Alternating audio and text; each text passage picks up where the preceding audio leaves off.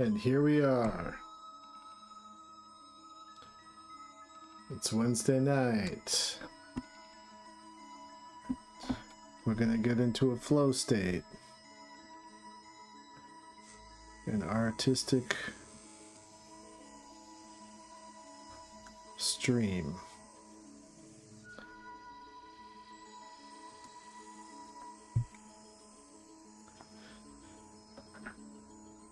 Let's see how much we can get done.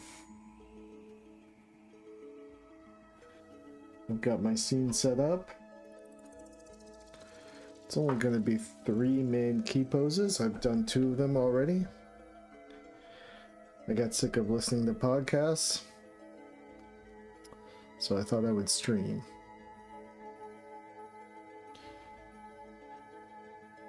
Hope you all are doing good.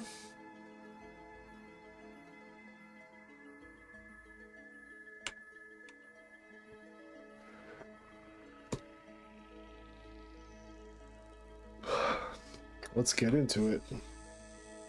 It's just this character crying.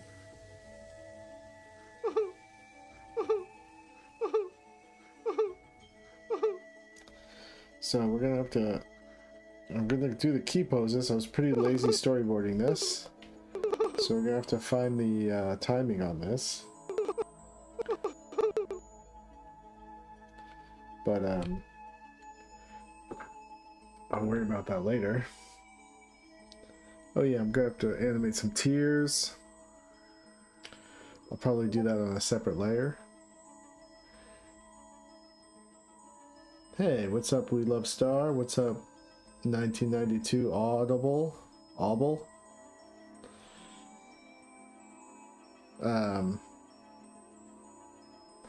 But I thought of a funny pose where on the final gasp he's got his little tongue sticking out, so let's go for that. I'm gonna take off the video and just worry about this.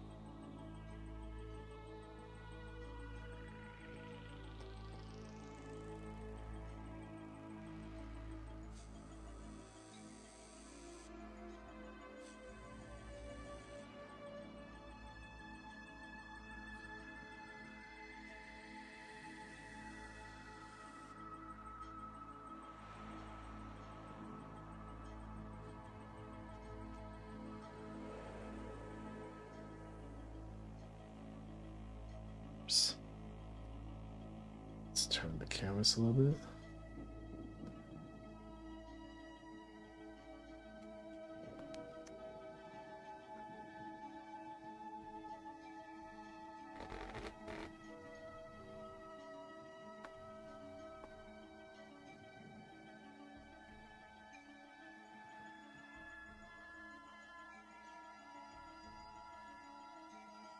So his bottom lip would be around here.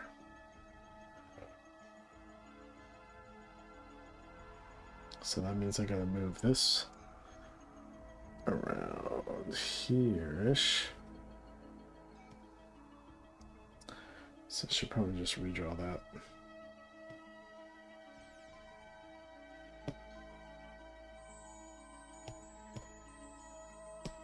Let's try that again. Oops.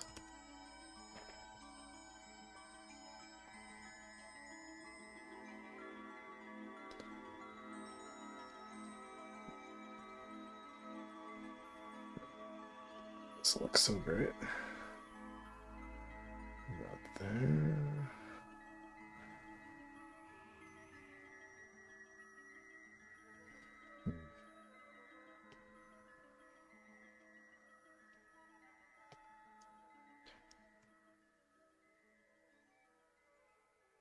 Let's go scope that up a little bit.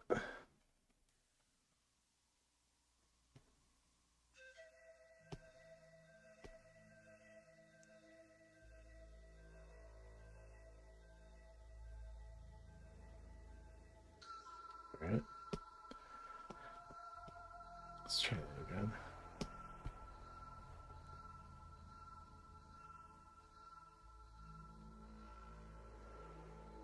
I'm on shot 17 now out of 23. I'm gonna definitely have to circle back and fix some of the earlier shots because I was using a different brush. I might try to throw a noise on the line and re-export everything, but I think, you know, we're getting close.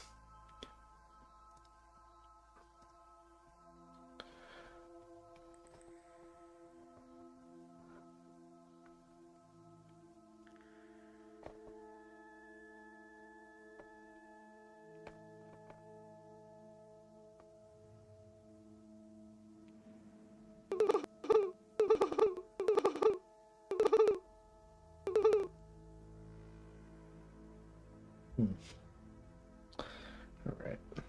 I don't like... Oops.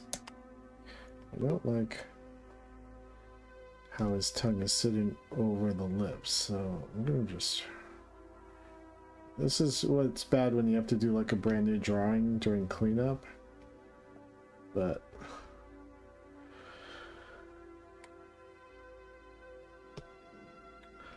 it is what it is.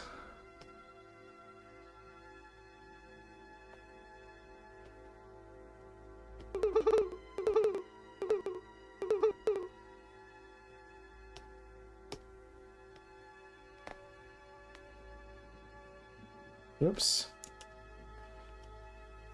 Stay on my keyframe.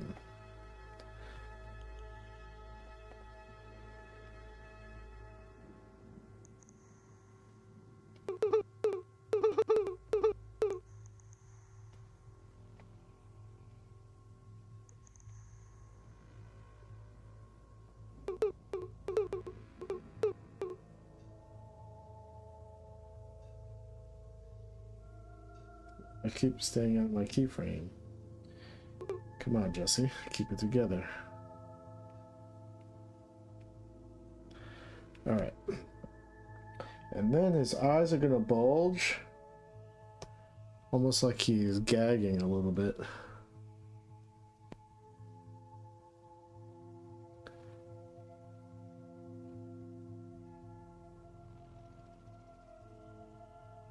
How's animating 2D in Blender versus other software, if you don't mind me asking? It was really hard for the first, I would say, 2 weeks to make the adjustment to Blender's user interface. And I would say I'm still working kind of slow. Probably in Toon Boom I would have finished this by now, but I'm still getting used to some of the editing controls, and you can kind of like get fussy in Blender. You start to really like sculpt each line to the perfect, you know, shape. And whereas in Toon Boom I'm more willing to forgive myself. So I feel like there's things about how fussy the tools are that I start to like spend a lot of time on each line more than I would in other programs. I'm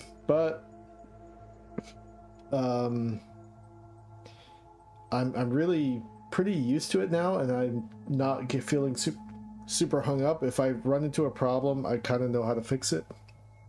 At this point, it's just a matter of starting to add in little things that'll make my workflow faster. And actually, OK Titus has suggested a few things that I still haven't incorporated into my workflow yet, because I've been a little lazy to make the adjustments. But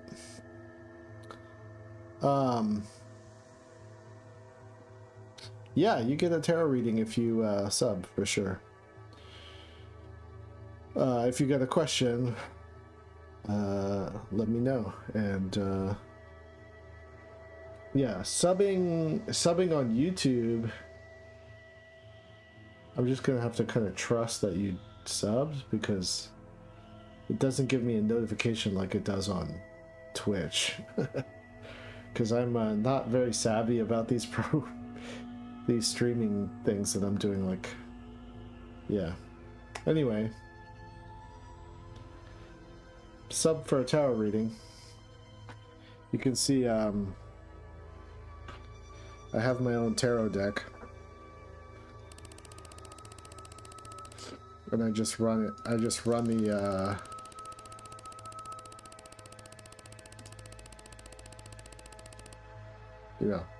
I run the randomizer, based on you telling me when to stop.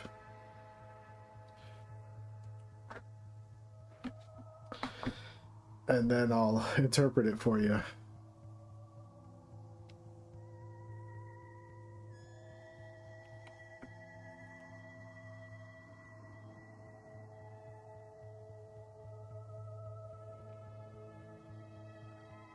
I made a tarot deck last year. Or was it in 2024? I made a tarot deck.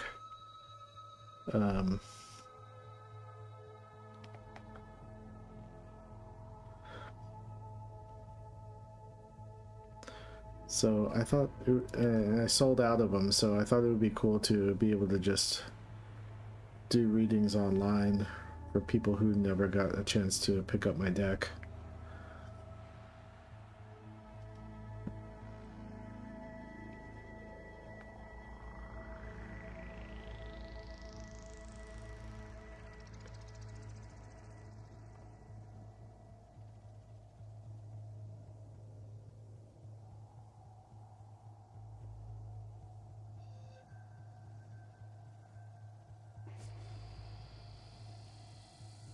You love a reading? Well, if you've got a...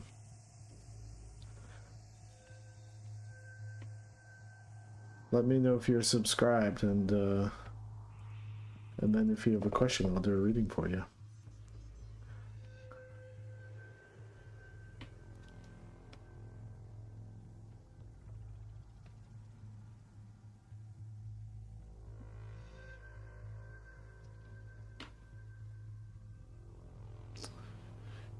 When is Jesus 3 coming out? I still need Jesus 2 to come out.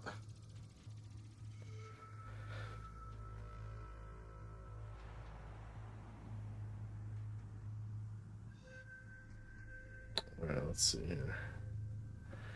Jaw's gonna drop a little bit.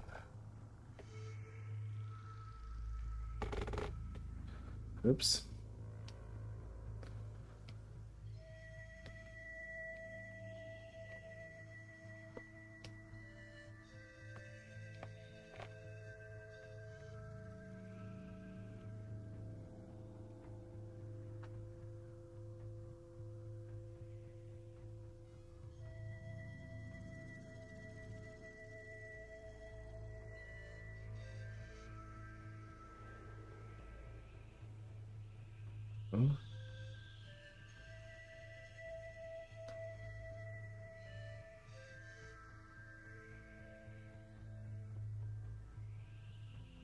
What's coming in your near future?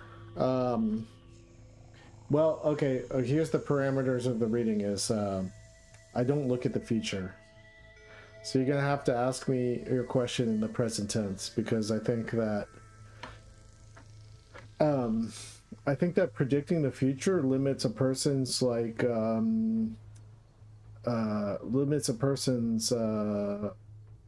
ability to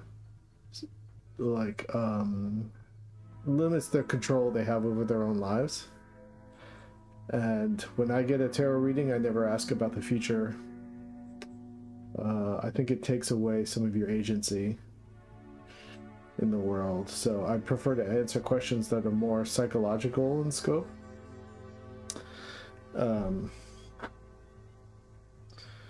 Yeah.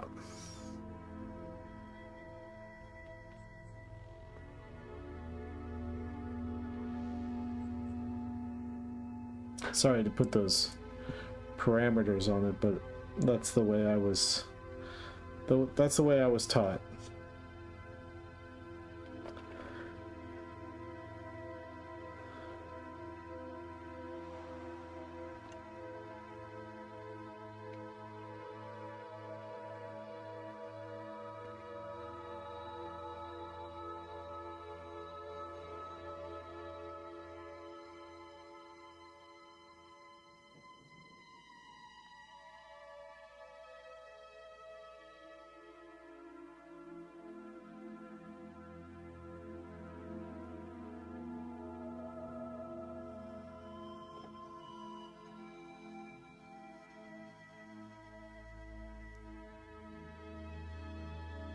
Right, no fade noise.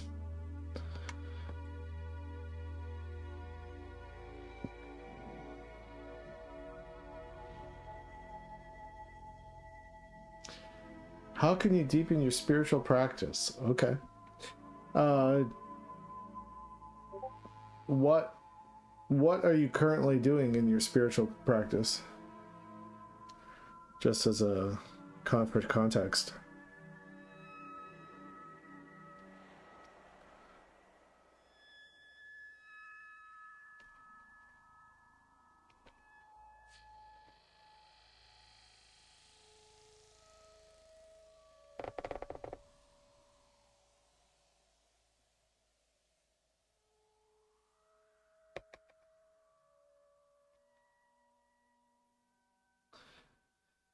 You pray and meditate, really? That's kind of it? Okay.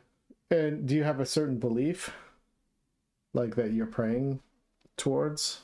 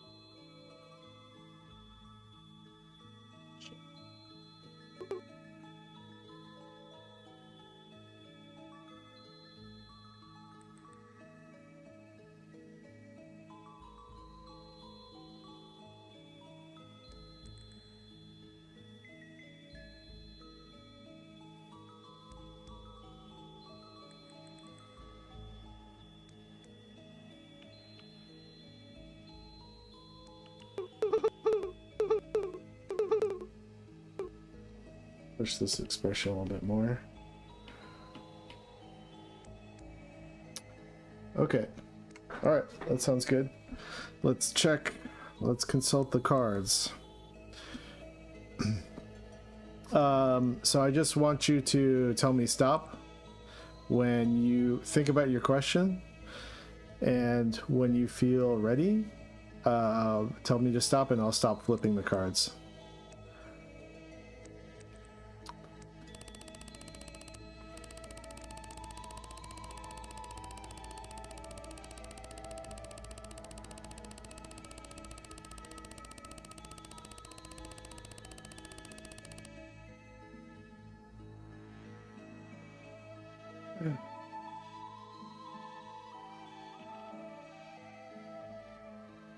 All right, justice.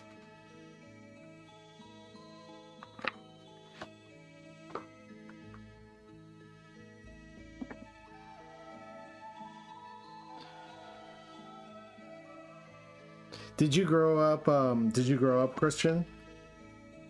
Like, were your family practicing, going to church and stuff like that?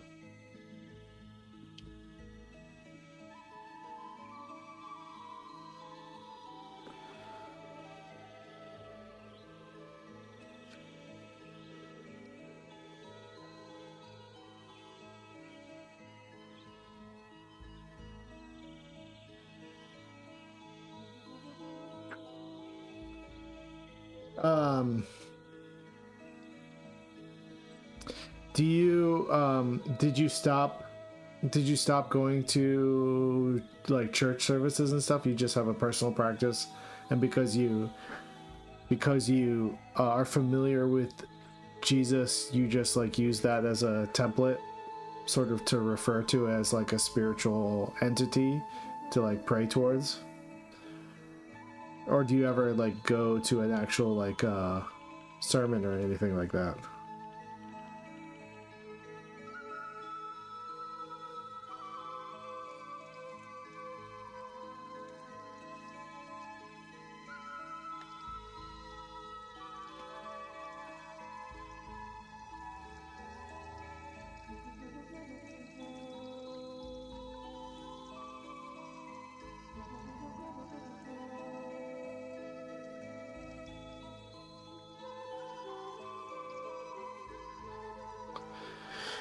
Well, I'll start talking about,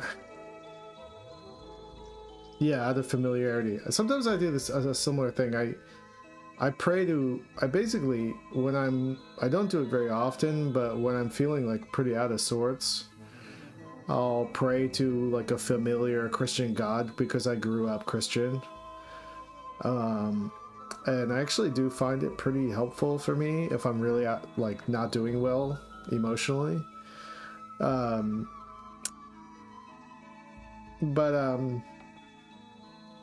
So we can talk about the Justice card. Justice is sitting on a square, which means that she's pretty grounded. She's holding a sword that's meant to be like cutting away. It's an air sign. So that's why her sort of aura reaches up into the heavens. And what she's cutting away is, I mean, like a judge would, she's cutting away like what's useless and keeping what's useful. And she acts with a certain sort of like, the way I see justice is she's got the scales of judgment, but she sort of like affects the scales with her knee. You can see her like bias. But she's basically sort of like preparing the grounds for the fertility, the fertile earth to grow, as you can see like below her. So, you know, I would say it might be worth investigating because you've been in sort of like the routine of your own personal practice. I wouldn't say like joining any sort of like, I wouldn't say joining any sort of like institution, religious institution or anything like that, but I would say you could try, just to activate your curiosity, you could try visiting a host of different like religious institutions just to experience what they feel like, and getting sort of a refresher course and maybe an injection of like community vibes. You know, sometimes like being around other people with similar goals can actually inspire you to, in your own personal practice. It doesn't mean you have to always go back, but I think there is something to people gathering together to for like religious practice, whatever it may be. You know, I wouldn't recommend going to like a mega church or anything like that, but you can like kind of Google around your area and see if there's anything that even piques your interest as being like, oh, that might be kind of interesting to check out. I mean, recently, not too recently, but maybe like 2 years ago, I went to a Gnostic Catholic church sermon on a Sunday in near the Hollywood Hills. And even though I had no desire to go back, I did think it was a worthwhile, interesting experience, and gave me some ideas about my own personal practice. So, yeah, I'm doing tarot cards. So I would say that's probably some advice I would give that couldn't hurt and could also probably maybe jumpstart jumpstart enthusiasm in your own personal practice. I even went to, and it can be like pretty esoteric if you wanted to. Like I recently went to not so recently, about 2 months ago, I went to a scrying workshop where I learned to like look into stones, black stones, and inky water to like sort of get messages from the other side. So, and I found that like pretty fun and inspiring, and like added a dimension to my life where I'm like, okay, I'm gonna set something like that up in my own house. Yeah, so it's being discerning about like what you're seeing, but you are being like presented with evidence as justice. You know, different institutions are presenting you with their cases, you could say.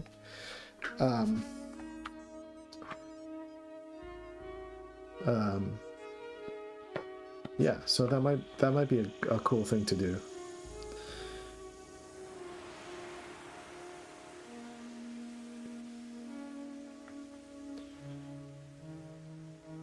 Yeah, I also get very envious when people explain their beliefs to me and that they're very like convicted, have a lot of conviction in their belief, because I myself, I'm a perpetual fence sitter in a lot of ways.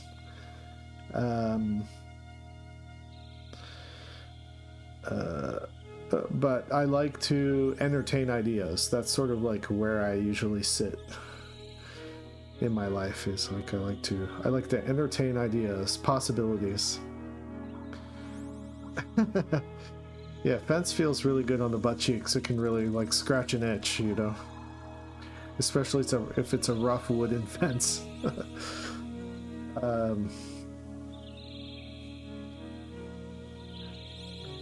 What tarot card do I relate to the most? I mean, sadly probably the Emperor. And maybe also the Hermit.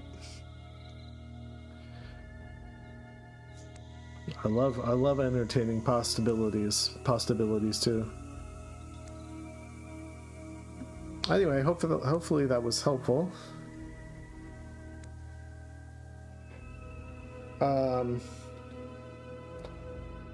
I would say those cards relate to me the most, but I am infatuated with the Moon card.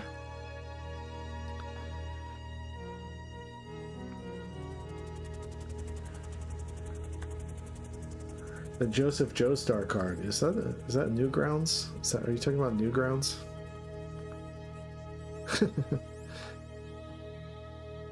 All right, let's see what I can do with this pose here.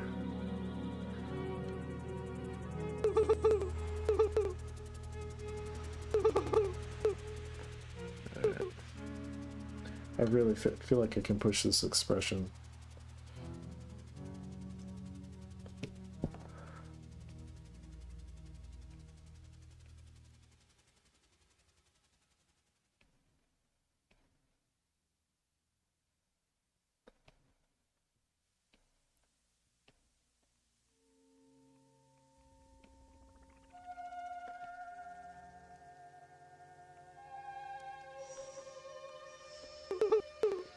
It's better.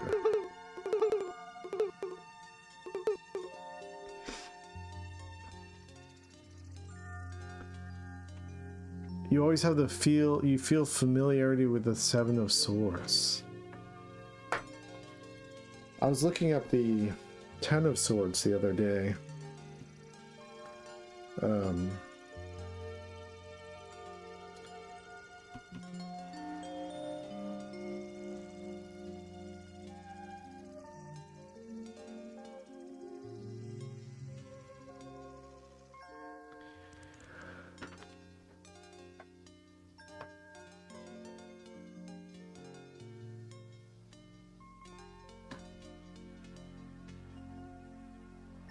Stardust Crusader. I don't know Stardust Crusaders. Oh, JoJo's Bizarre Adventure. I've only seen like 2 episodes of JoJo's Bizarre Adventure. Oh, the Ten of Swords. Yeah, I was making a little storyboard based around the Ten of Swords, or like at least the Rider-Waite Ten of Swords. Day before was it yesterday or day before yesterday?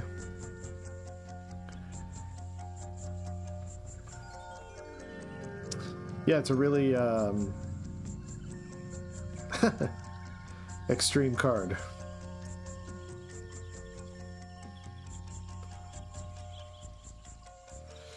I don't really read from the minor arcana very often. Almost never.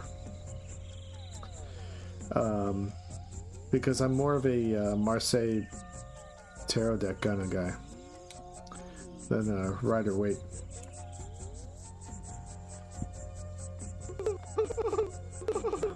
Alright, let's see how this timing is. Let's move this back a little bit.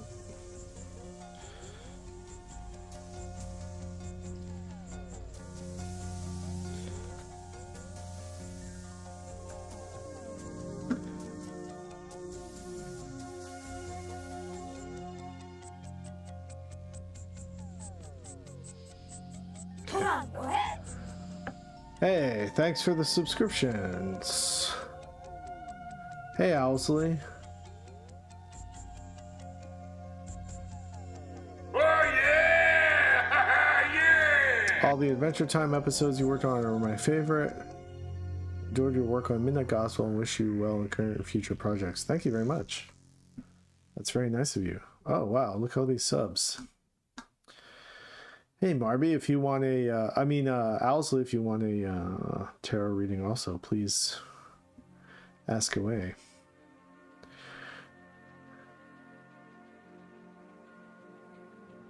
Yeah, I think I was just, if I want to do a reading with a full deck, I kind of like do a thing where I divide all the suits up into their own sections, and I do readings based on those suits in particular, rather than have them all mixed together.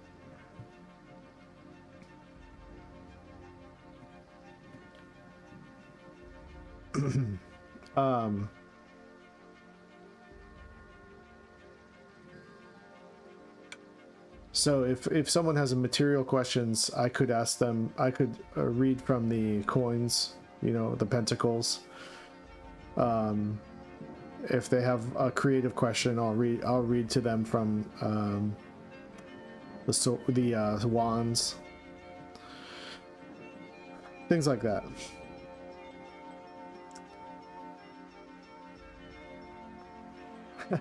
It's okay, Owlsley, but the offer's out there if you ever have a question.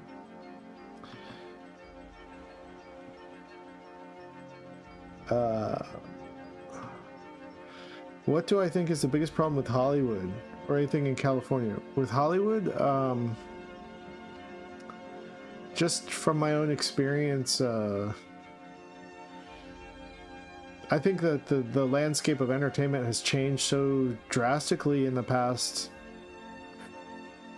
I would say 10 years, that it's hard for big institutions to right their ships and figure out how to survive financially, and they've been making sometimes a lot of bad decisions. That on top of like accumulation of power, accumulation of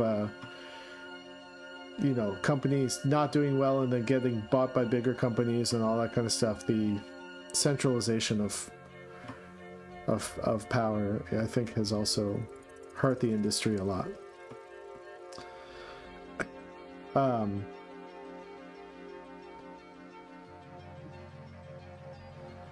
would say that's the main thing, just not knowing how to adapt to streaming essentially is like, and then overly embracing streaming and not figuring out how to keep the lights on while using Amazon tactics to outspend other companies. hasn't worked for, you know, it's a big bet kind of move that's lasted years for a lot of these companies, and that's why a lot of them, or most of them, are operating at a huge loss for the past, you know, I don't know, 10 years. And all the workers kind of suffer for it, and the creators.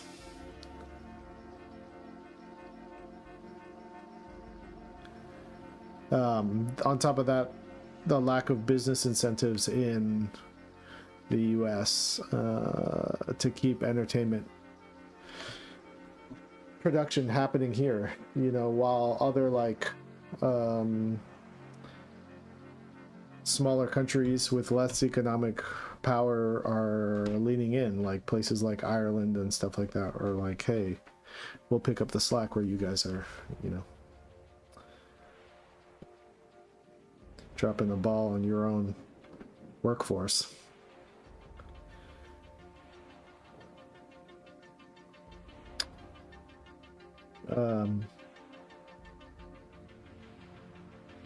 Do I think good shuffling is a key to a good reading? I think you shuffle until you feel ready to stop.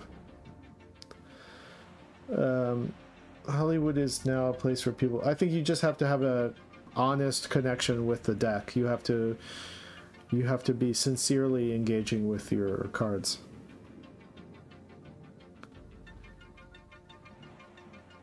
Yeah, ambient media and blockbusters for sure. What's a open the hype chest? What is that? Hey.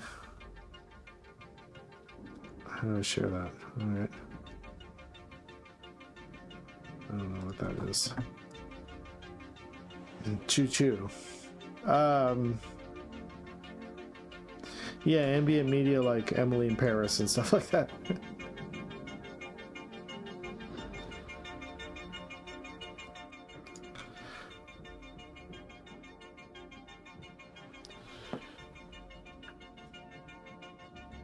What's the worst Hollywood movie I can think of in recent years?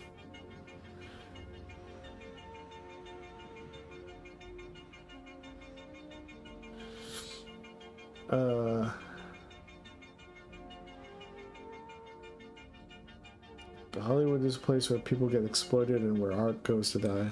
I don't think art goes to die in Hollywood, but I think a lot of art goes to die in Hollywood, just like a lot of art goes to die everywhere. But movies have always been, for the most part, about making money. I mean, it's always been about greed. I think just now there's like less, there's no like no one following any laws of corporate law anymore. It's like just a free-for-all, you know, piano falling from a 30-story building.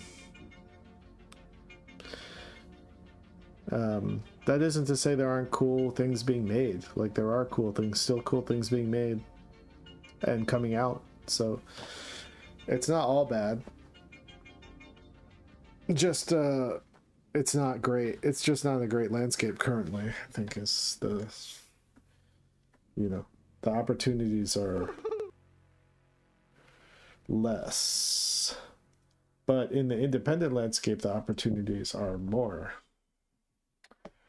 in general. So that sort of makes up for it, I think. I was talking to a buddy of mine today who is like, I just want to do independent stuff. I want to be able to not answer to anyone and make work I think is good. And you know, and I was like, yeah, me too, totally. But how do I pay my rent?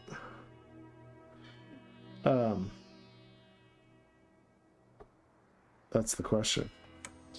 And I think there's ways to do it, but it's just hard, you know, it's difficult. I've been skating by on luck for the past like 7 months.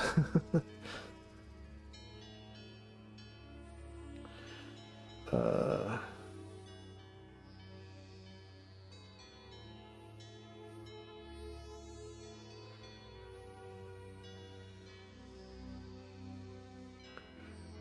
Magic is intention and attention. Yeah, pretty much, I think.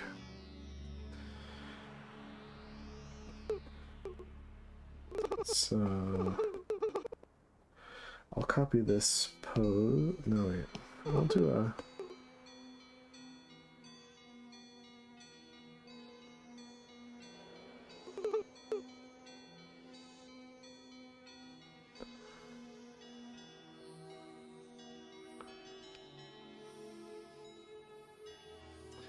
Movies are basically treated like stocks that investors are calculating return on investment. I do like that there has been a resurgence in risky, artsy, weird movies.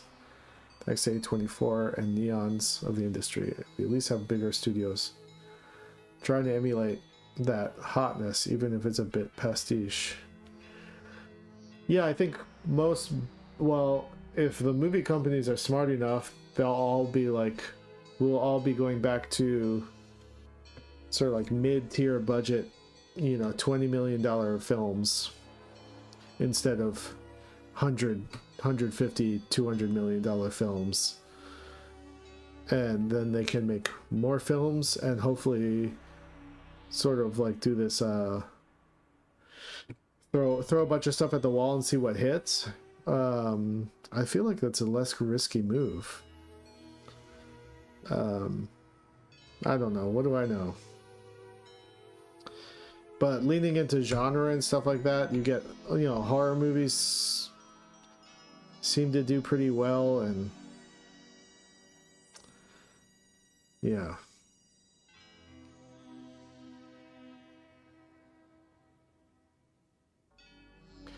What do I think of the Avatar movies? I saw Avatar 1. And I wasn't interested in seeing the other Avatar movies, and I don't get why anyone cares.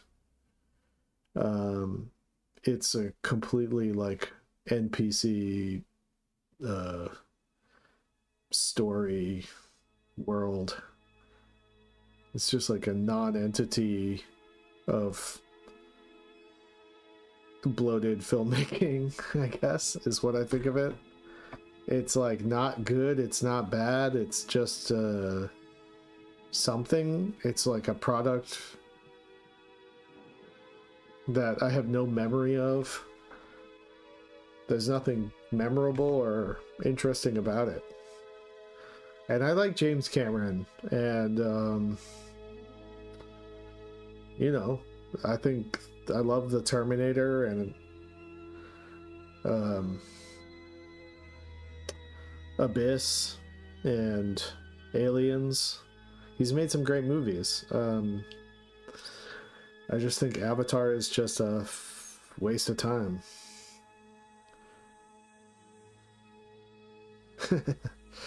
I think he got way too obsessed with special effects.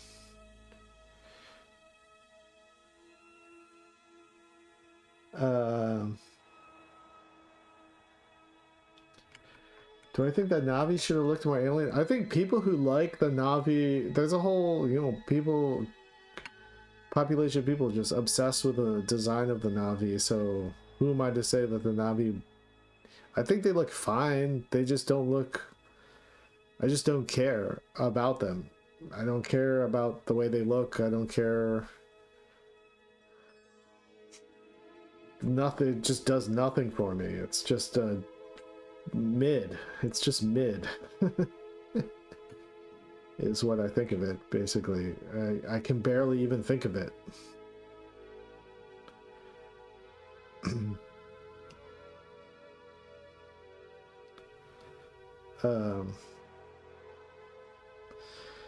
Now that said, like if I was at someone's house and they put on Avatar 2 and 3, I would probably watch it.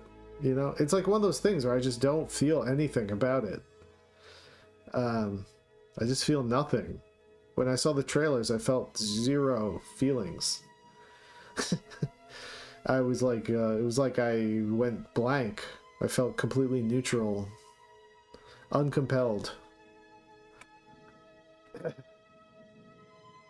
And I don't understand how so many people felt compelled to go to the theater to see it.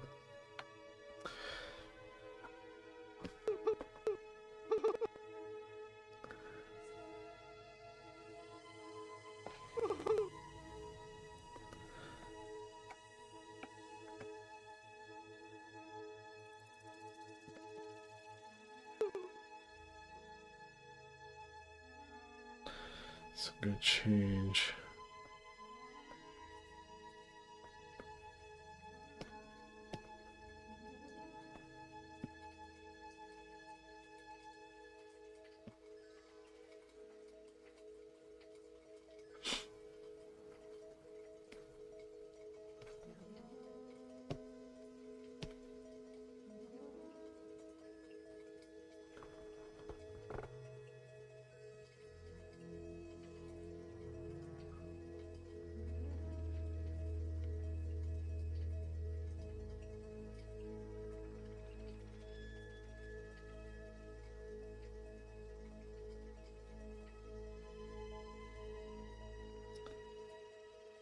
Hey, what's up, BuzzTunes?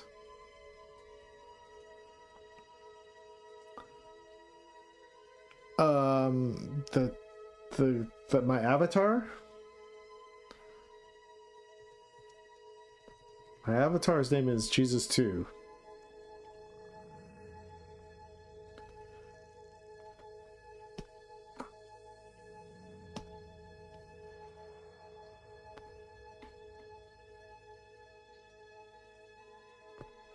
If you're talking about the character I'm drawing right now, his name's Aogu. He's named after my cousin, Aogu, because when I went to Japan, he asked me to name a character after him.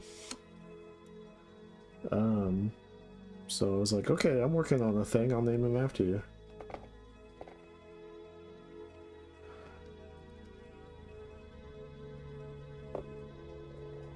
And the character design is slightly inspired by my cousin.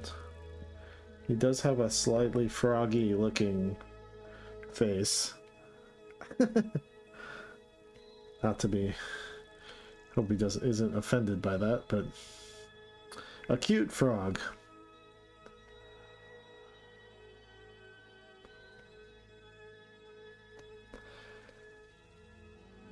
I don't know if he has an Audi, I haven't looked.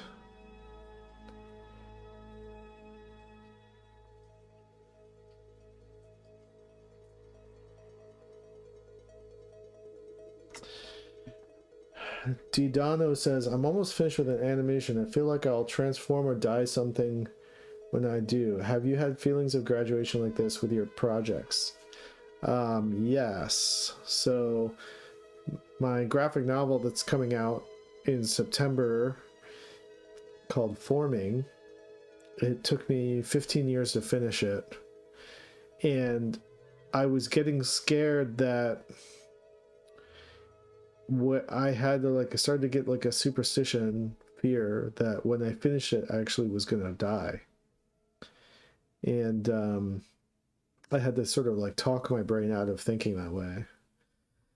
And also, they were the LA fires, and I remember feeling like really, really apocalyptic about my comics. You know, if they burnt up in the fire, what that would mean for my life. I would have been absolutely devastated. So the two things I packed, I packed three things when the fires were kind of getting close to my house, was I packed all my original comics pages. I packed all my hard drives, and I had my cat carrier ready for my cat. So it was like my cat, my hard drives, and my original Forming comics pages in a duffel bag. But when I finished the comic, I actually felt this really, really, really heavy weight lift off my shoulders. And because I didn't think I was going to be able to finish it. I just it was so far, the end of the story was so far away from me at some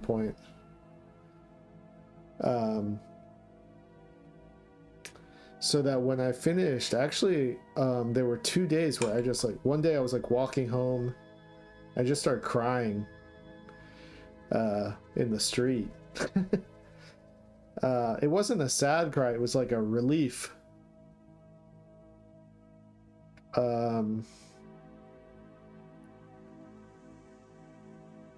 Yeah, and there have been other times where I've come close to crying finishing even storyboards, especially if I'm pulling all-nighters, and putting a lot of, you know, thought and care into them. And there have been times where I've gotten pretty emotional. It's like you're running on sort of a adrenaline, and when the adrenaline stops, your body kind of goes into shock a little bit, I find. And so I've like I've definitely like come close to crying after finishing a storyboard.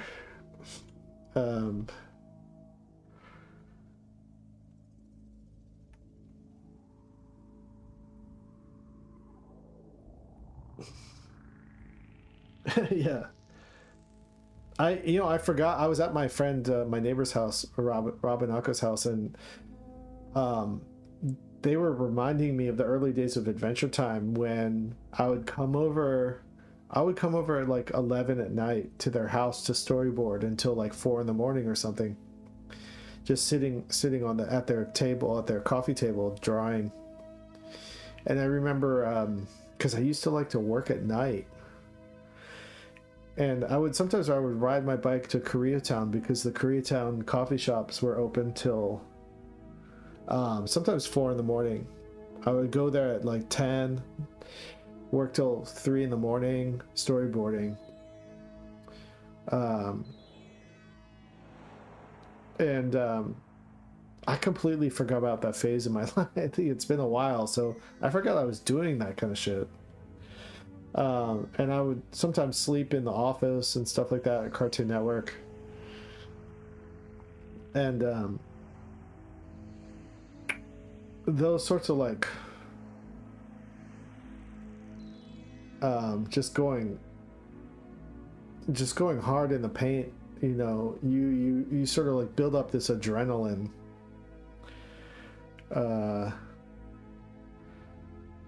and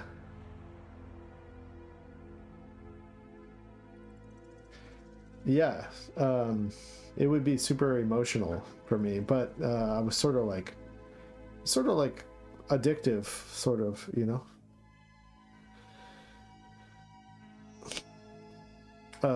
It was a good feeling in a way, like this feeling of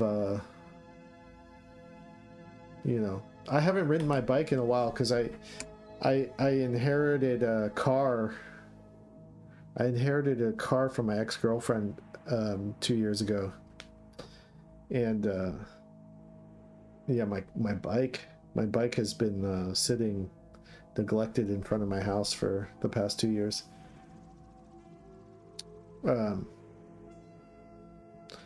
Which maybe is good in the end, like keeps me from getting run over by a car. Maybe, I don't know. I can't tell if it's a good or bad thing, but exercise wise, it's not a good thing.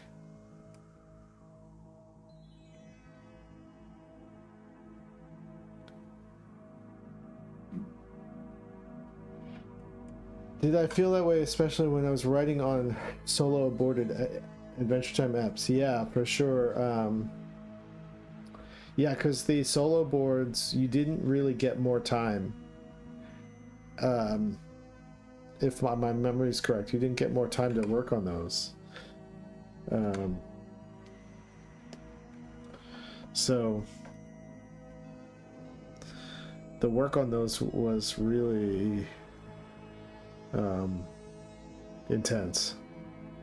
But also you're like, it's weird, like at the same time you're sort of like, this is my chance to prove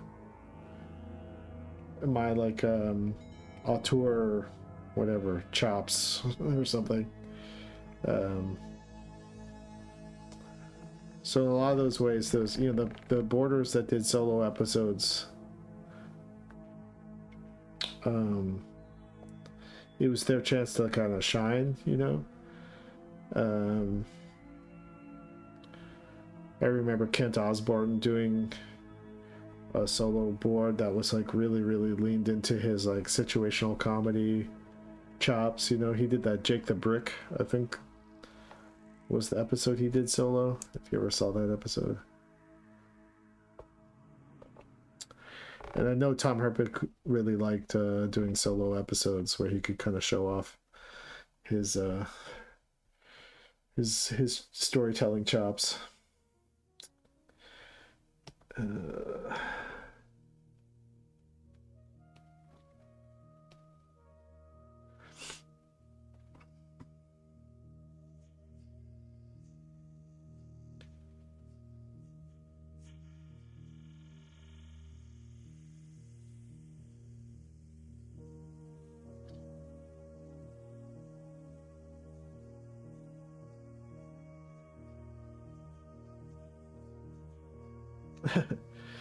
Sometimes I feel like I'm a brick. Most of your episodes from that era feel unbelievably personal. Yeah, I mean, I think those episodes were super personal. I was tapping into a lot of personal experience and trying to get it out there, I guess. Just an opportunity to sort of like take like indie comics, sort of confessional comics style thing into the, you know, young adult kids cartoon territory and see what would happen.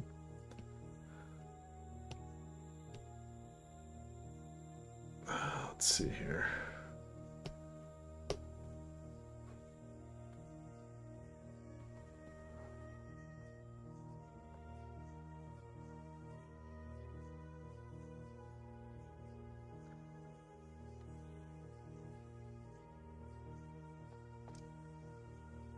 I don't think all of it worked, but I think that's the risk you take trying something like that.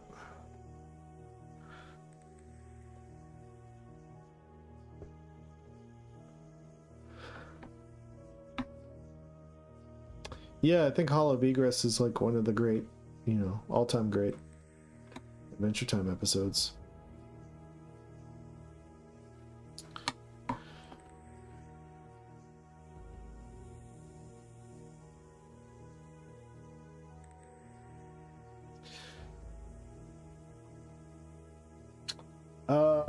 There's a new Adventure Time movie, I think that's still in development as far as I know, but there was an Adventure Time movie that we were working on somewhere around season 5, I think. I can't remember the timeline. But a lot of that stuff got, you know, we gave up on, and then we sort of migrated a lot of those ideas into episodes. So a lot of it made it into the show regardless.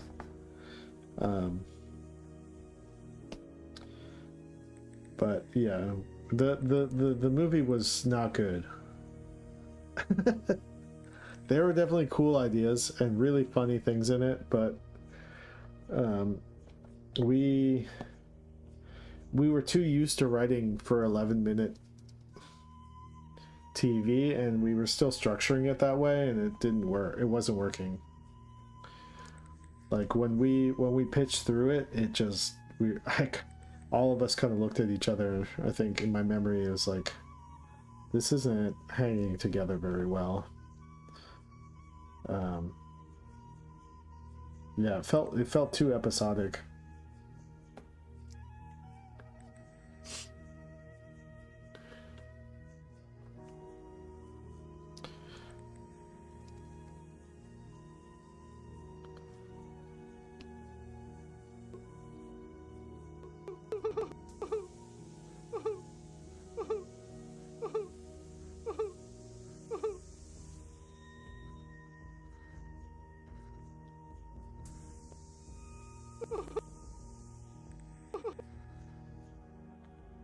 Let's see. I think it should be more here.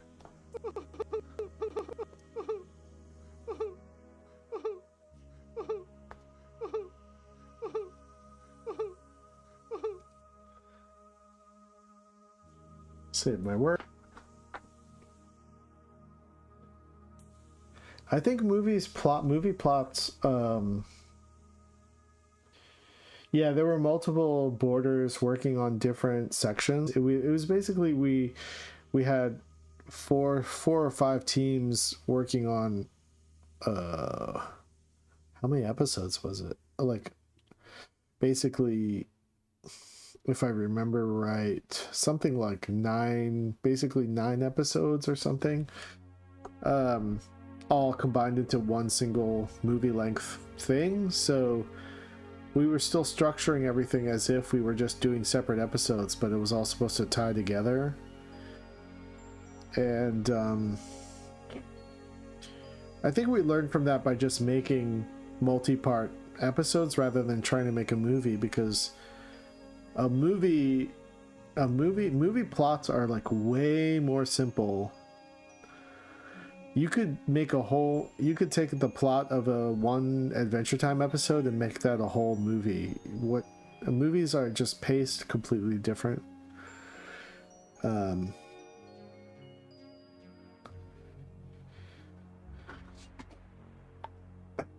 found that the movie plots are more simple than you think. And it's a lot about sort of cinema, you know? Movies are more about cinema. Finding these big set pieces and exploring them, and plot is really not as important as like scenes.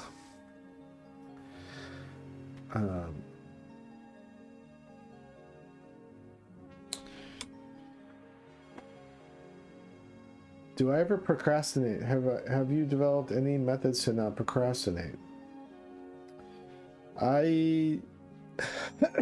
Sorry.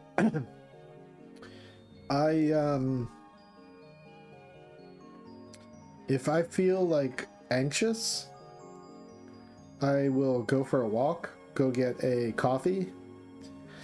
I'll walk down to the coffee shop.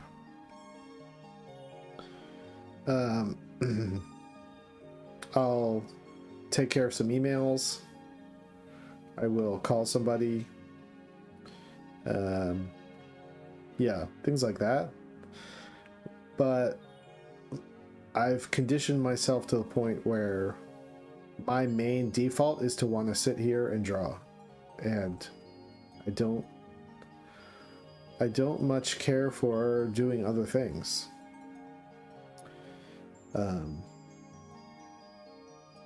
I get sort of annoyed when I get pulled away from my drawing. So it's actually a problem in the other way, because I think I need to be doing more stretching and more socializing and things like that. I don't put a lot of time into those things, and probably should put more time into those things. It's turned me into some sort of art goblin type person. I feel disoriented when I leave the house a little bit. Do I have a production question? I've always been curious about when you're writing out an episode and you have an idea in your head of the way lines would be delivered. What's the production pipeline like when transferring things over to voice acting? Like, did you all have a decent back and forth communication with the voice directing, or was that pretty well trusted, whoever's working in the booth? Yeah, a lot of times Kent Osborne was the voice director on a lot of episodes, and we had a couple other voice directors. Maybe Dick Runert was helping.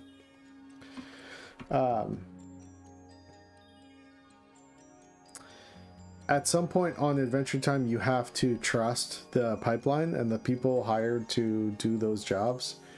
I only went into the voice booth if I felt like if there was some music being performed, or if I felt really some sort of paranoia that if I wasn't there, it wasn't gonna go right. But it's a team. Making animation for a TV company is a team effort, and you have to trust everyone is hired for a reason, in my opinion, and you can't try to control everything. You have to, yeah, believe that the people you hire to do their jobs are going to do a good job.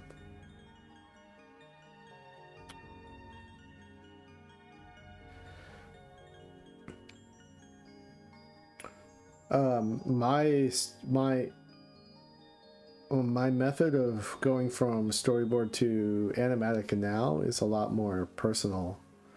I do a lot of the voices myself to find the timing and the performance I'm looking for, and then and I edit to my own voice at this point. And it helps me edit the dialogue, because I could sit there and start delivering lines, and if I think it sounds corny, I'll just start changing the lines, you know. So I have the luxury of continually being able to edit my own dialogue, which is nice, which is something I couldn't do on Adventure Time. So yeah, Adventure Time, all you could do is guess and hope that you wrote the funniest dialogue you could, and I think sometimes that created a habit of overwriting. And you know, it would come back and I'd be like, oh man, I wrote too much dialogue.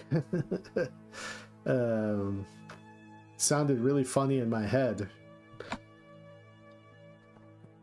you know, things like that. So that's sometimes that can be a problem.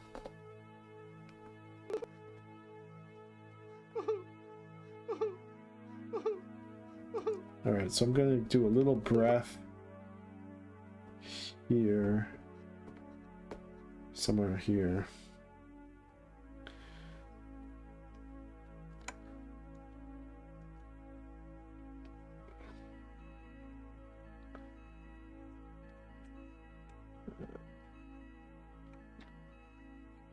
Let's see.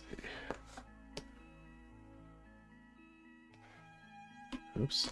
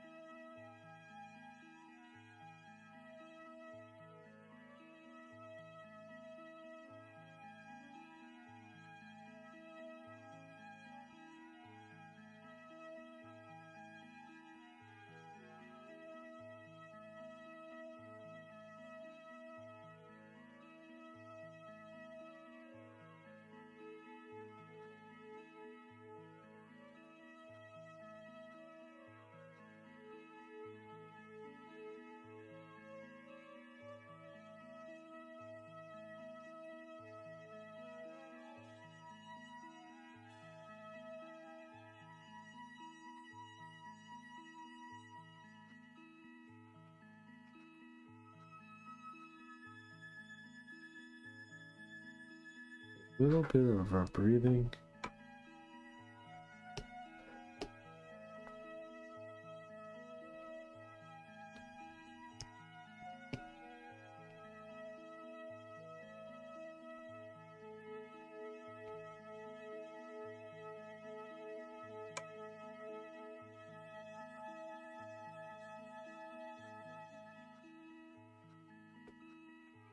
If we can keep the teeth the same.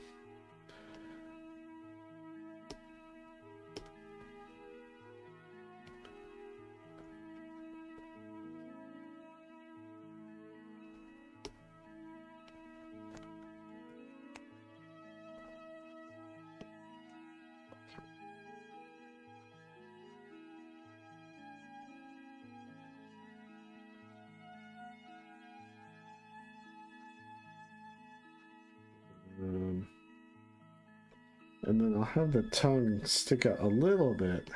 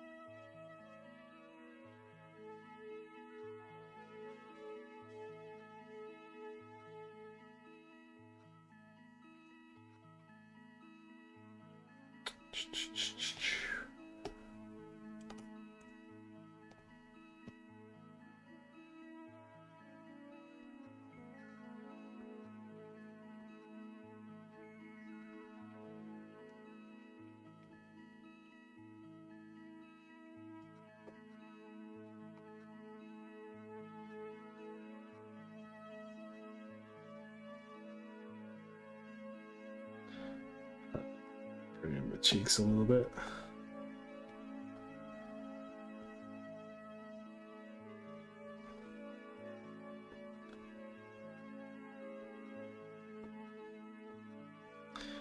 Bring the hat up a little bit.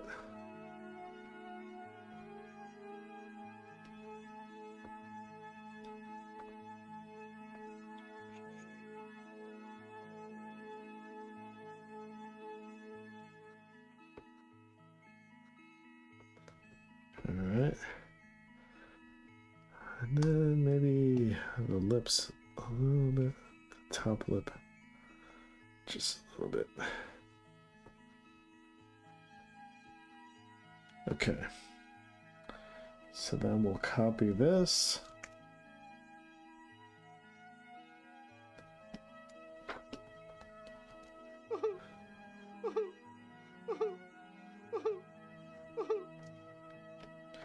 Maybe more like this.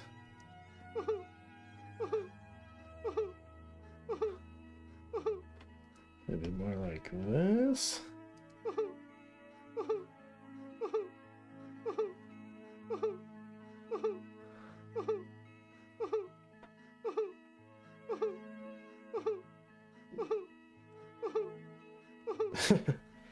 All right, I'll keep that way for now.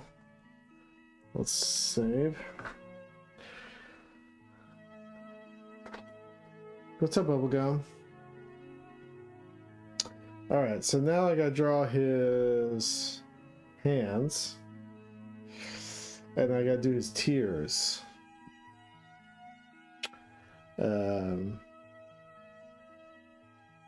Word. Let's do his hands first.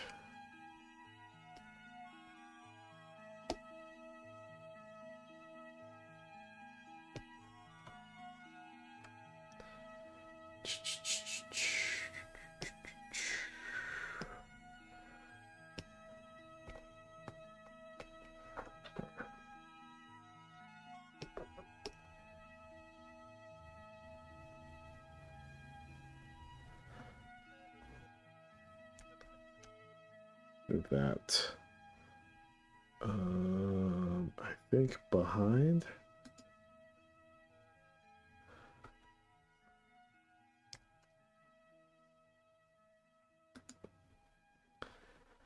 I'm gonna have his.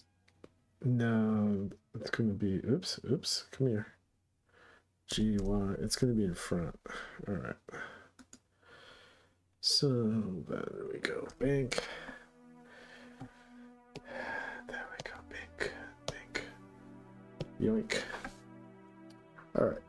So then this is going to be called hands.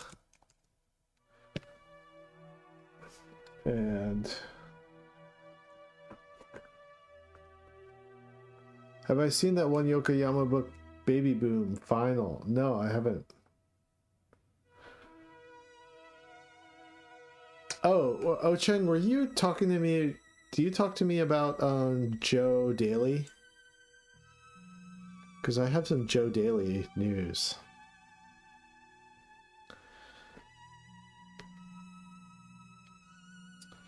If you're interested.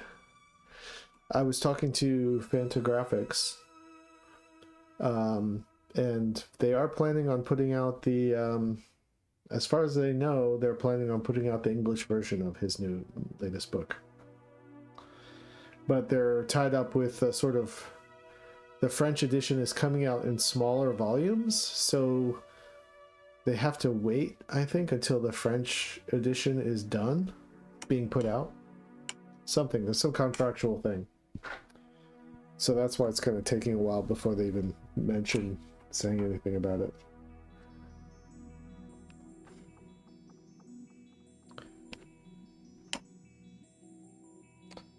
And how come this is...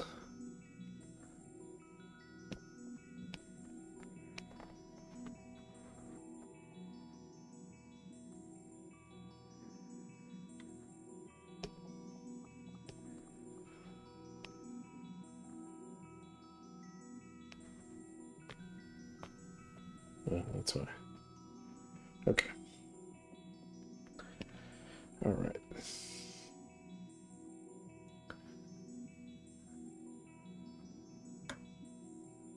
Fantagraphique.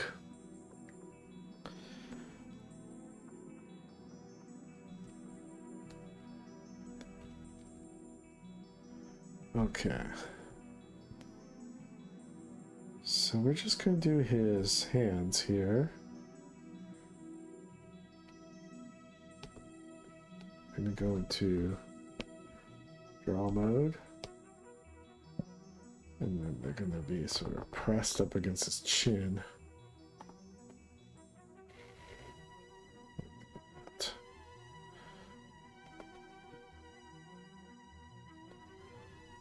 Like that.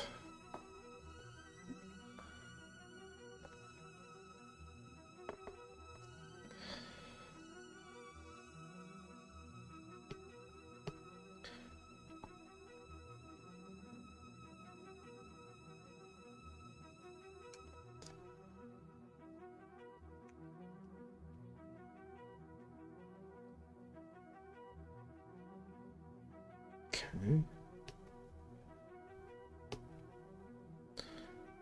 And we'll put those little bracelets. And put those little bracelets. Like that.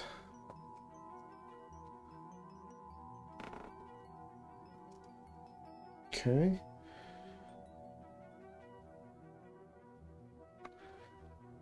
Alright, let's see what happens.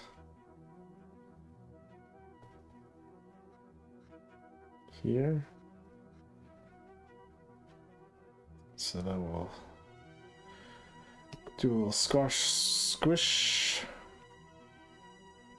Squish, squish.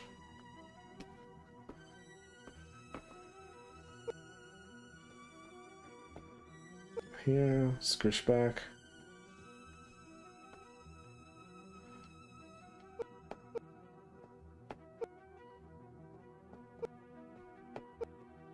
And take off the video layer.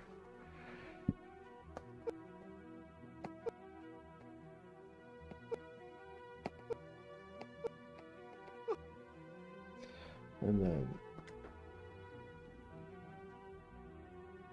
we'll go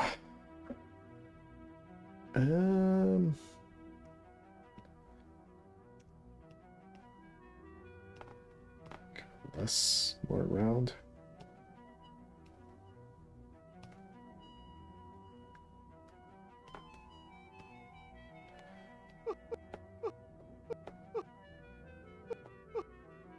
But then we'll move everything up.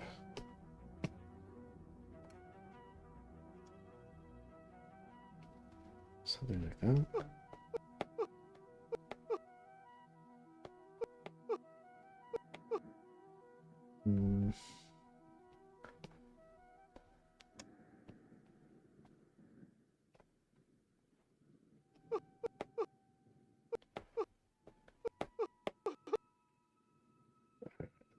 Really.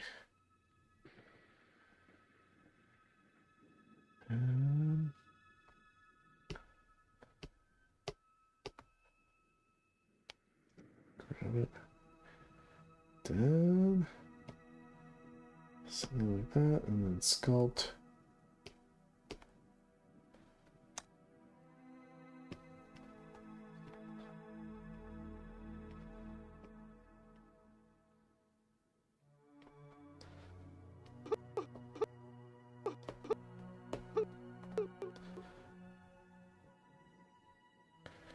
And then maybe I'll have him keep his hands away, but they'll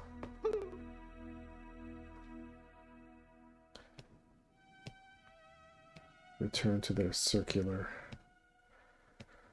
form.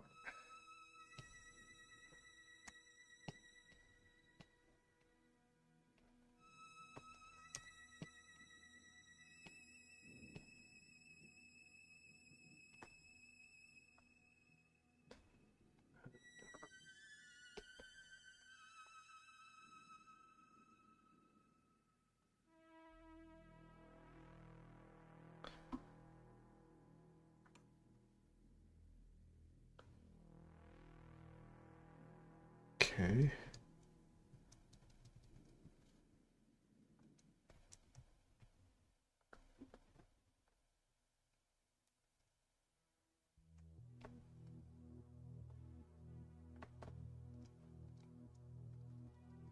Okay.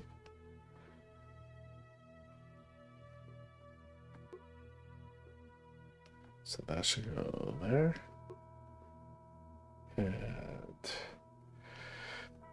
they should definitely move up. So around there.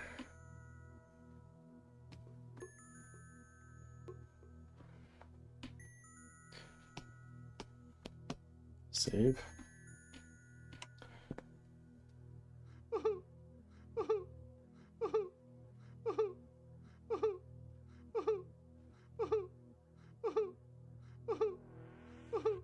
Okay. And then I'm gonna draw his body. So I'll put that on the other layer. I'll put on the same layer as this one. Okay. Do I want to put this on the same layer? Maybe. So, like around here.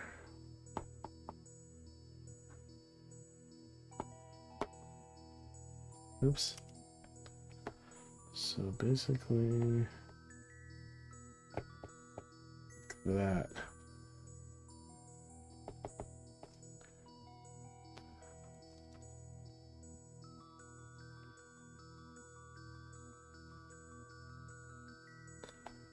No, maybe more like, I don't know. Oh my God, what am I doing?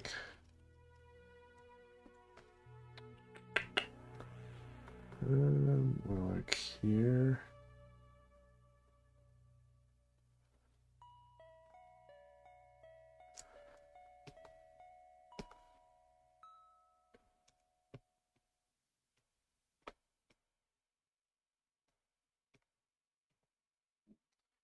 Why not just redraw it, Jesse? Why not? Why not just redraw it? Okay, I will then.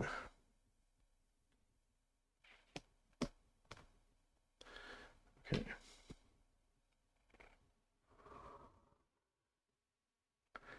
So around there. Okay. Hey, congrats on being caught up on your homework. Let's see what else is playing on the Tim Stebbing Orbiter 1985.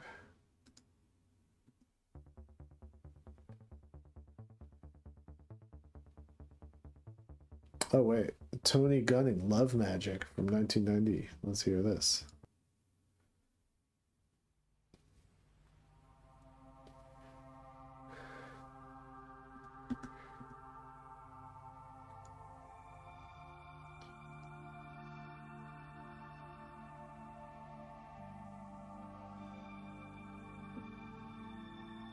Okay, so I've got this.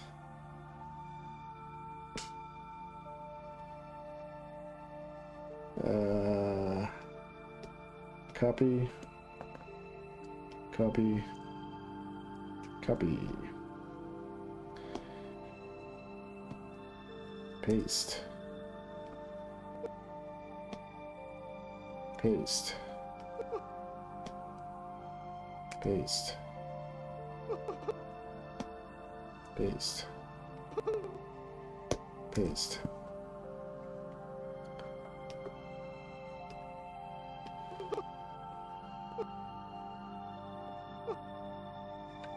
Let's just drag that up a little bit.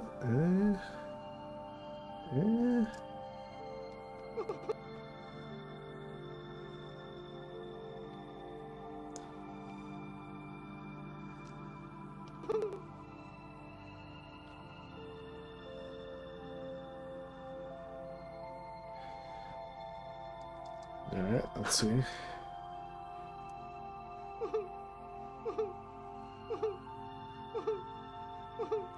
Where'd my hands go at the end? Hands.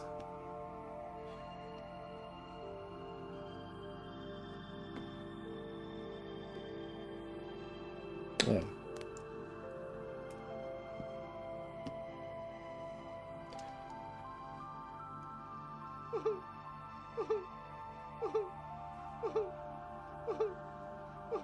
Alright, now I just gotta draw the tears. Save my work.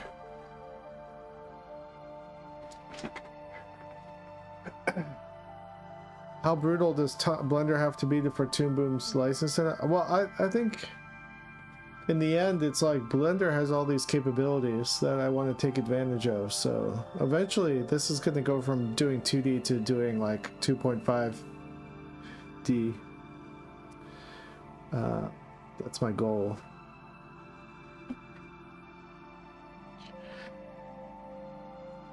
I want to be able to design the interior of the Smuggle Brothers ship and make it look like clay and be able to storyboard in that environment. Things like that, like the stuff that Blender is capable of, that Toon Boom is not capable of.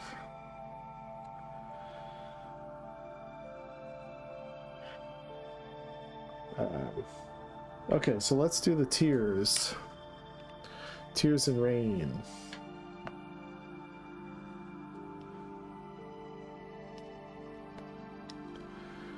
So add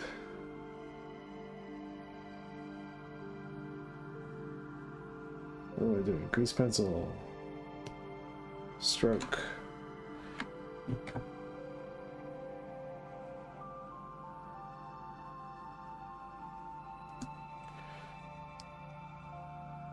All right.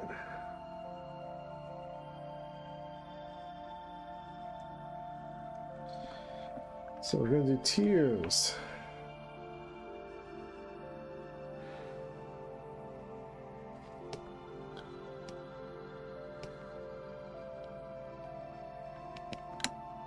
Tears. What am I doing? Tears.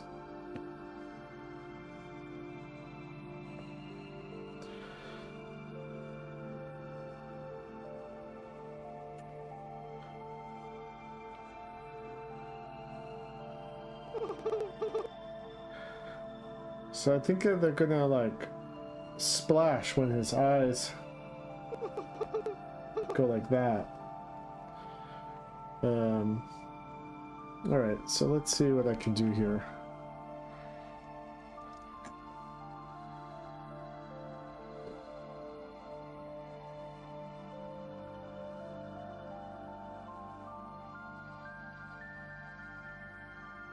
Oops.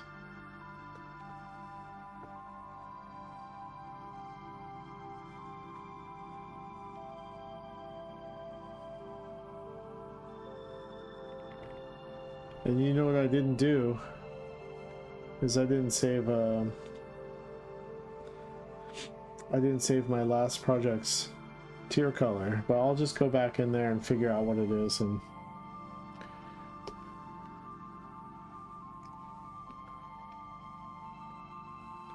it'll be all right.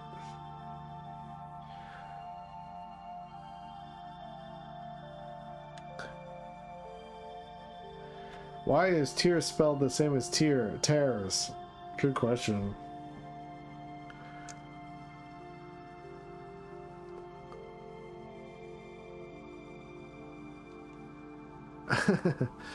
Yeah, God bust.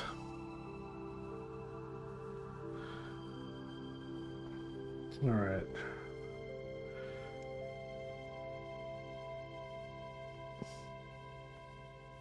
You know, as I went further and further into forming, it became harder and harder to find,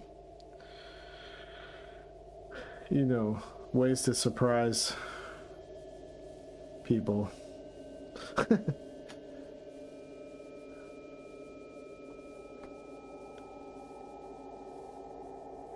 So when it goes like this, I think the tears are going to sort of suck in a little bit.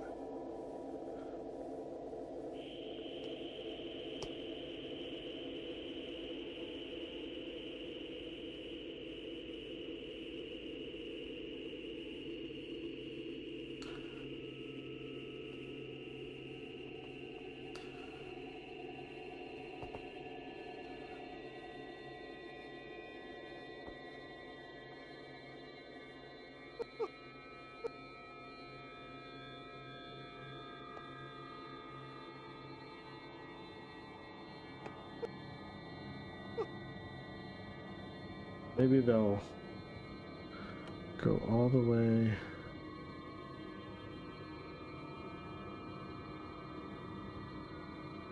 Like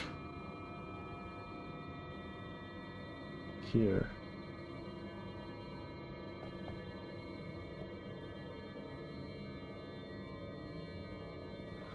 Oops.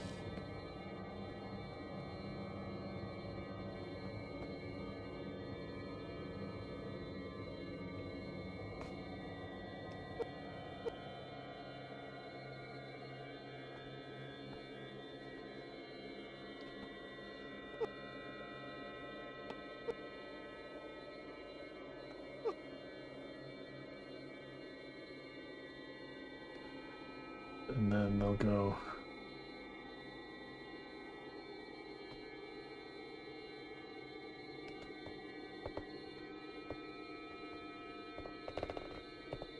so that way. Oh, I'm just making this up.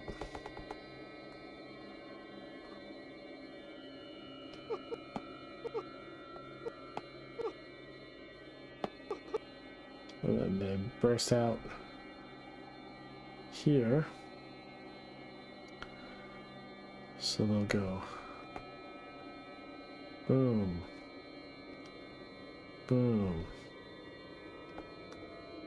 boom,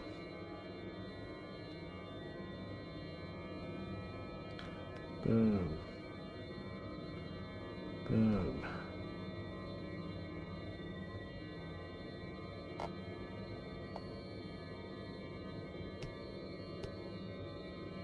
Let's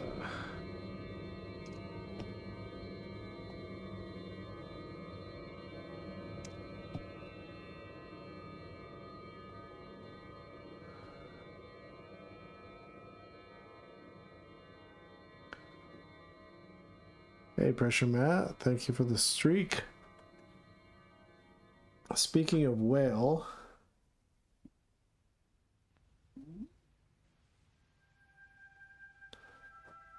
you know what's on my bucket list? I really want to go whale watching. See one breach.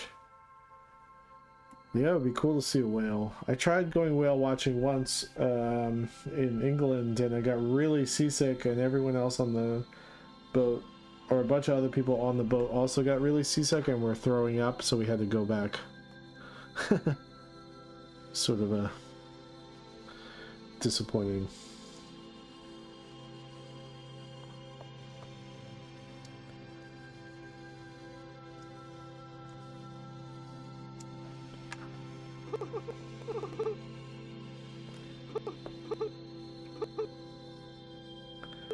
All right. Let's make Ogu's line not as prominent here. Tears. And then we'll make the hands also not have onion skinning. Alright, go back to tears. There we go. That's easier to see.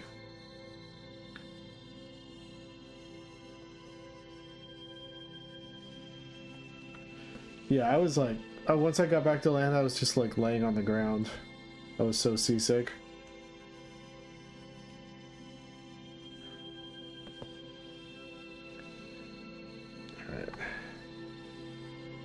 Alright. Let's see.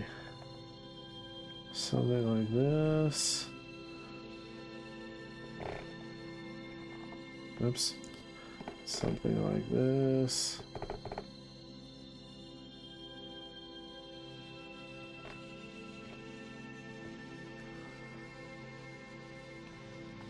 Oops.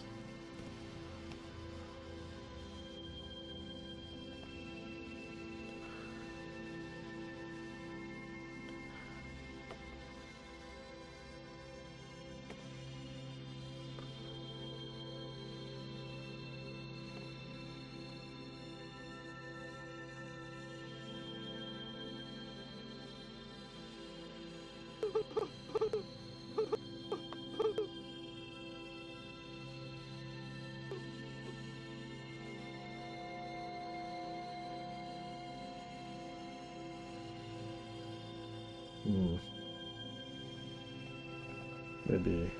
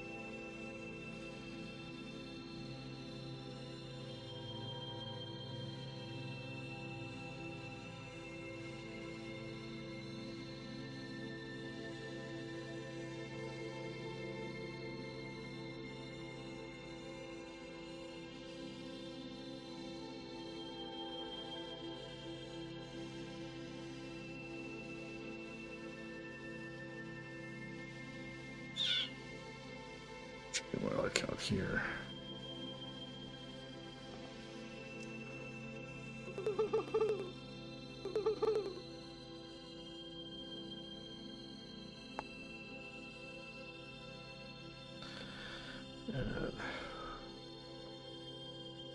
And there we go.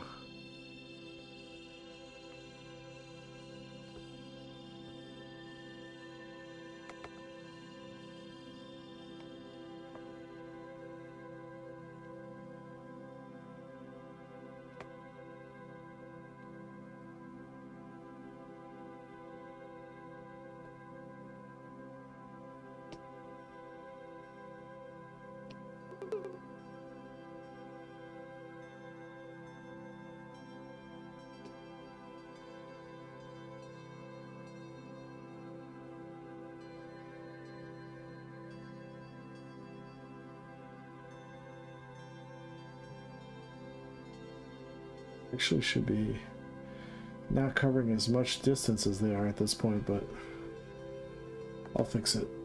I'll fix it later.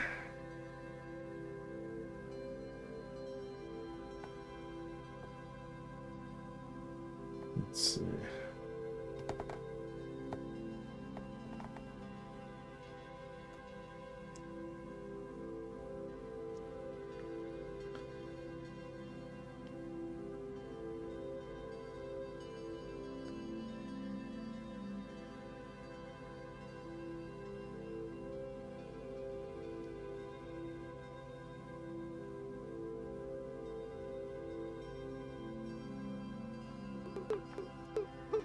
Let's do a loop.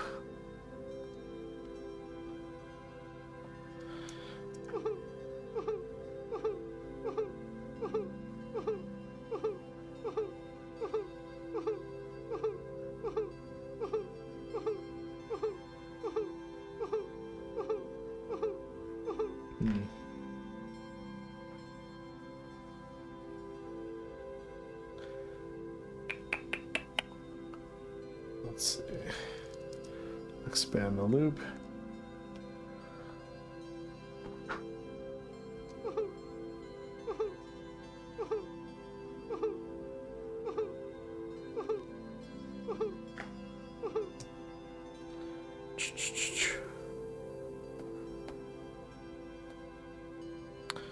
And then we'll go.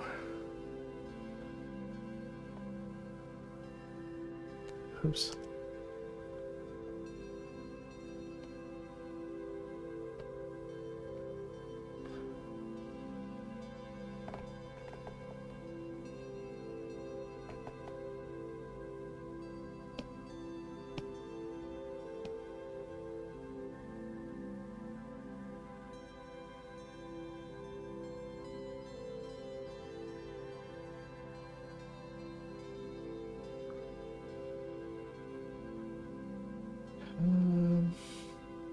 And then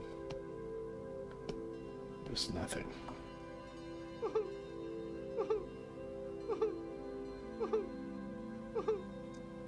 All right, so should have a initial like jet blank. These, I think that's okay. That's okay.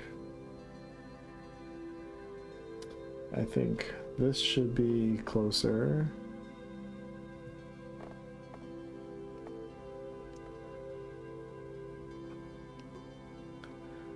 And then, oops,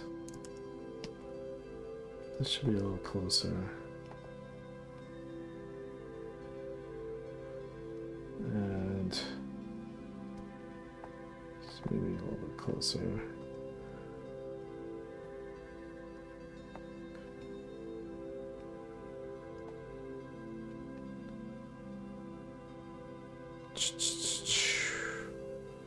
And this should be closer.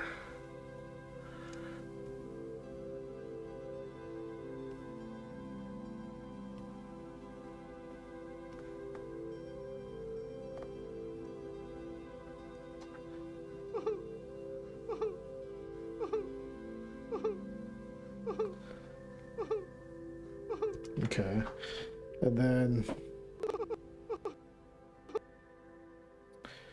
this should be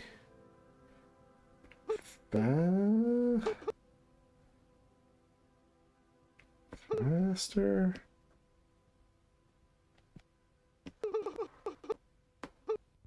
And then this should be maybe slow down a little bit.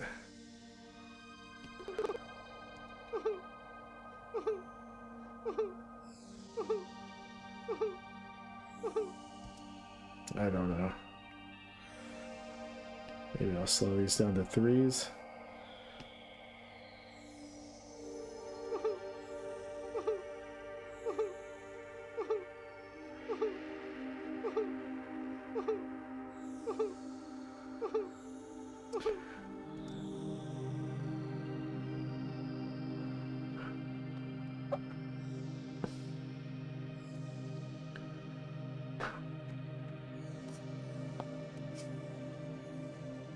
Your Twilight Vampire dream is to see the Cullens is coming true. They're going to be at Fan Expo.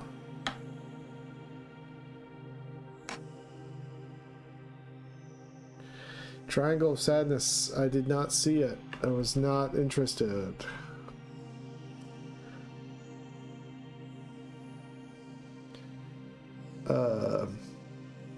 Seemed like a one-joke movie. That guy just sort of like to me, I don't know. Maybe I should watch his movies. I don't know. It just seems like he's got like a really shallow observation of humanity.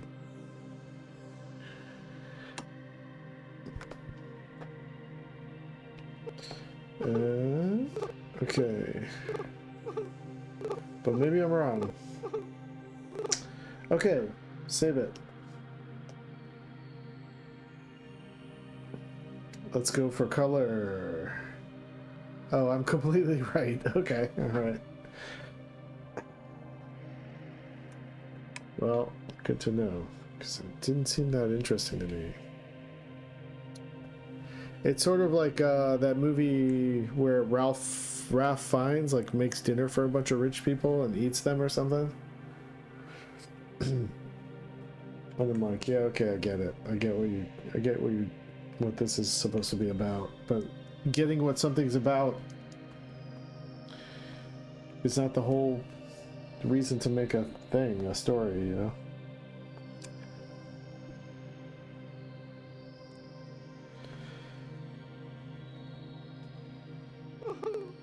Oh yeah, I forgot I got in between this shit.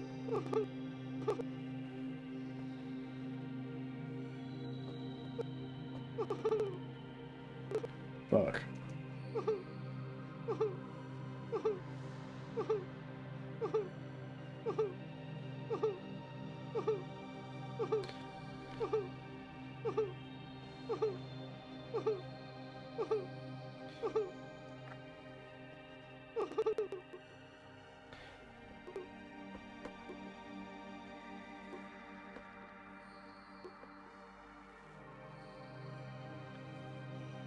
Oh, the thief, the cook, the wife, and her lover, or whatever. I never saw that movie. I was always afraid to watch that movie because I heard there's like some really nasty, gory shit in it or something.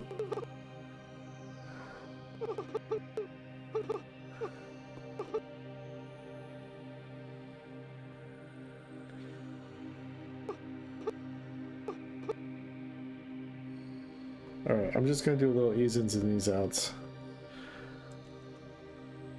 Doink.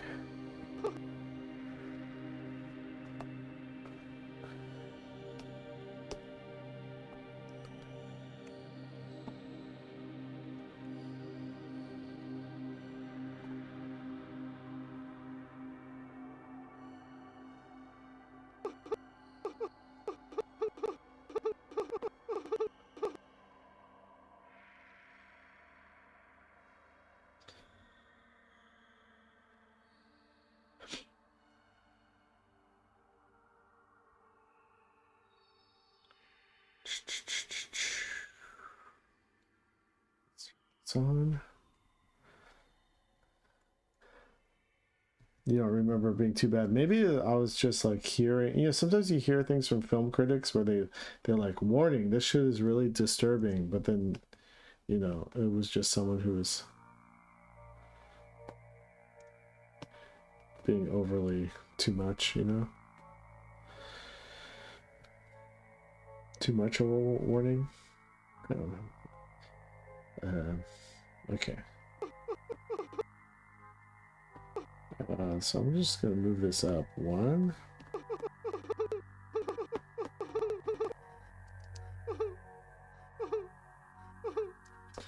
And then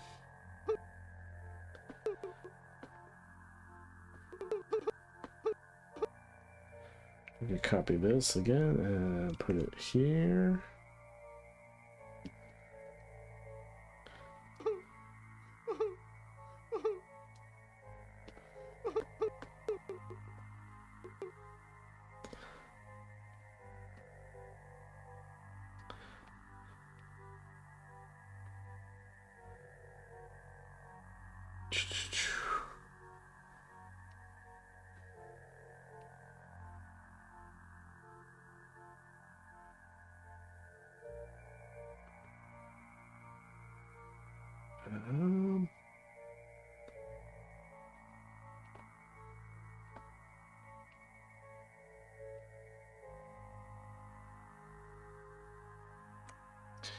And then I'm going to close the eyes a little bit.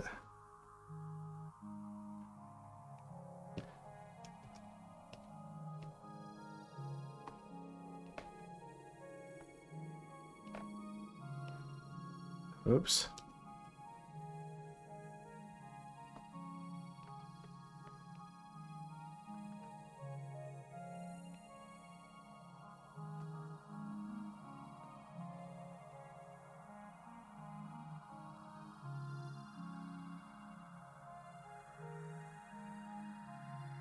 And then draw, erase that.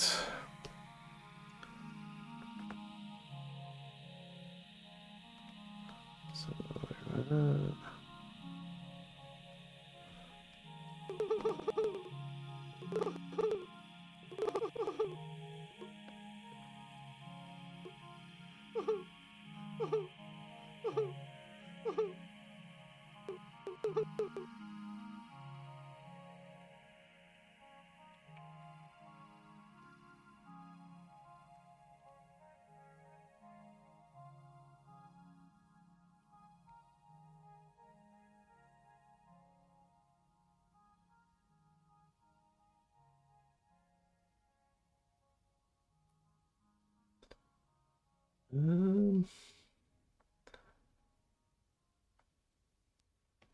And bring this in.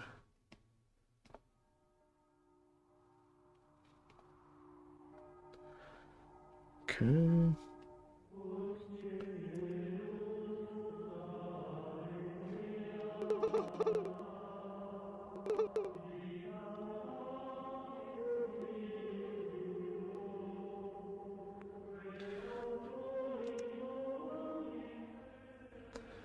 All right.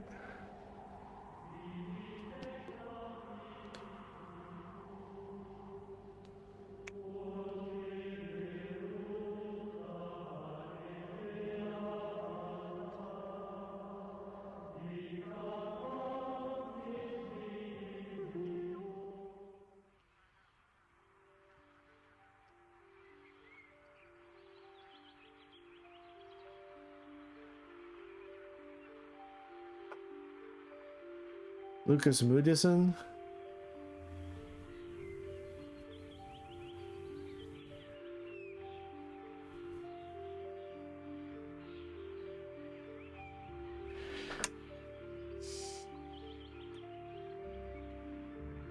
The worst part is he then became the trend for canon because he was the president of the jury. I forget who Lucas Moodysson is.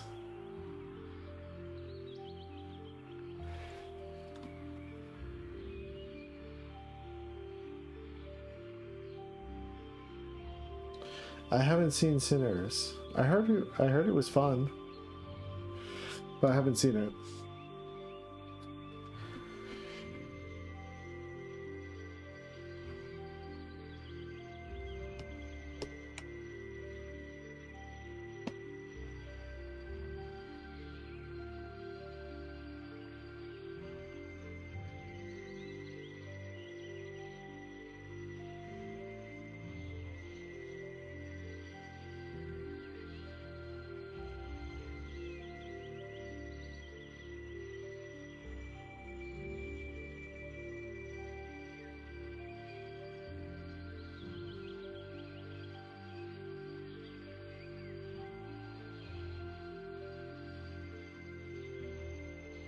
He made Lily Forever, Show Me Love.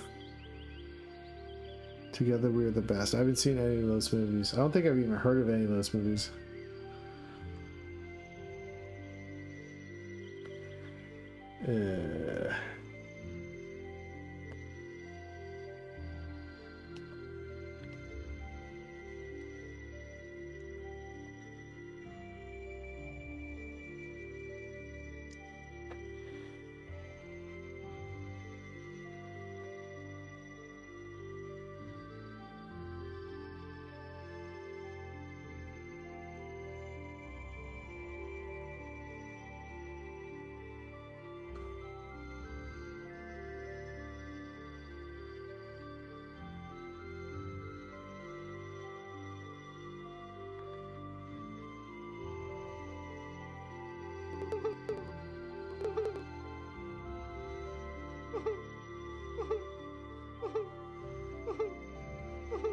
A little better.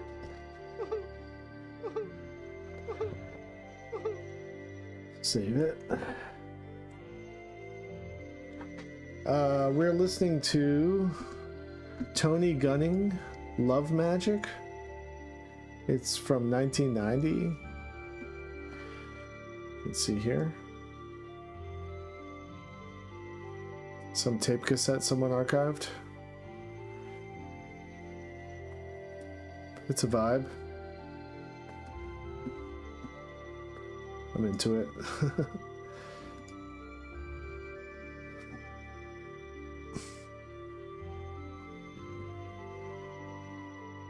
All right, let's try coloring this bad boy.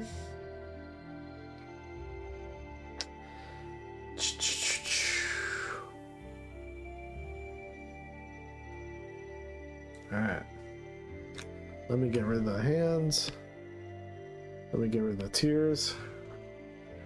We'll just do this for now.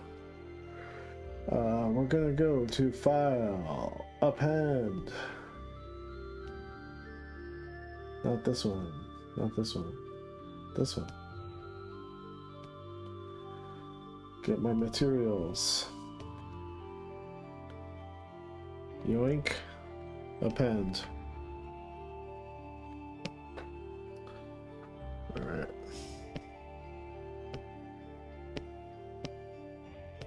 Added my color palette.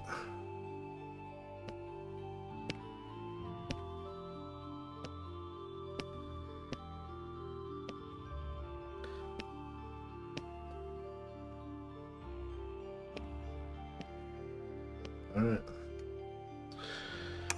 So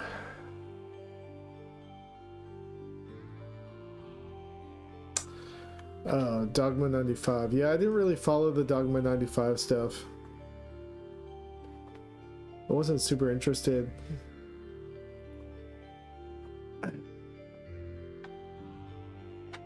I think I just don't relate to Scandinavians too much. For the most part.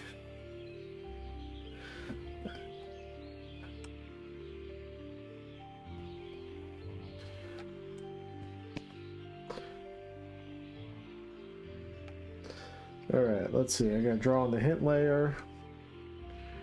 And this, and then we're gonna go multi-frame. Pick all the keyframes here. Doink, doink, doink, doink, doink, doink.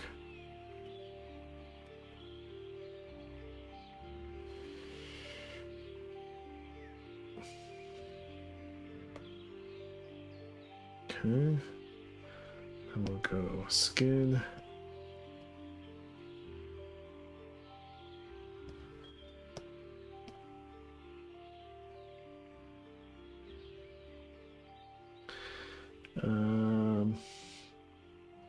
And then I might have to do the rest just normal style. All right.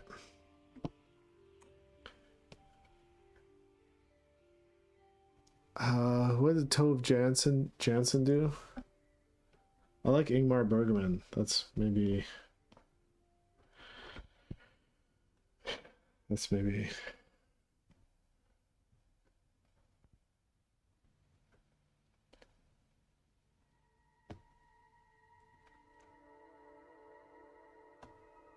the end of the road for me.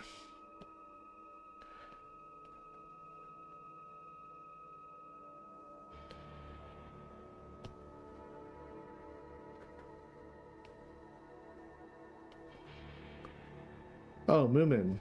Yeah, I like Moomin.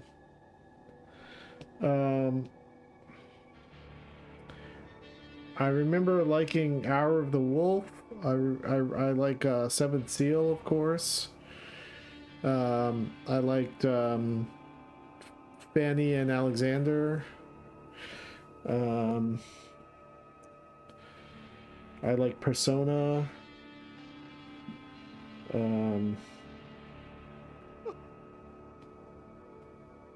Gosh, what other Bergman have I seen?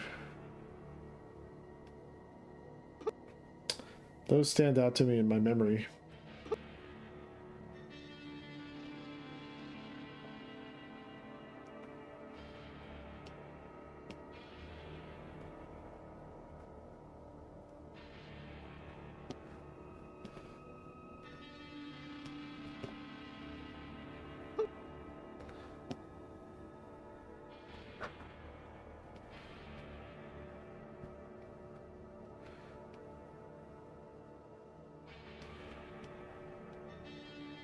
Oh, I liked his magic flute, the magic flute.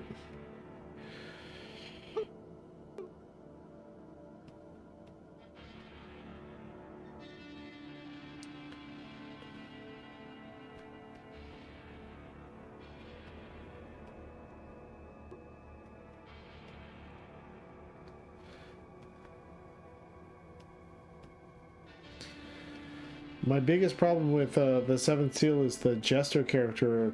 The actor who played him couldn't juggle, which drove me crazy. It's like super immersion breaking. All right, let's go eyes and teeth.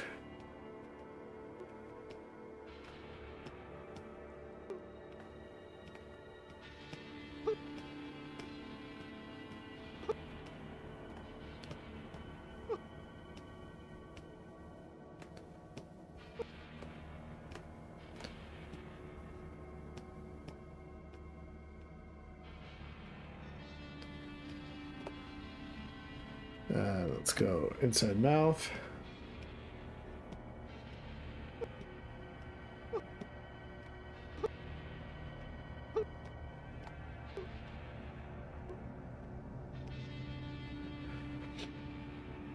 Okay, and then let's do his lips.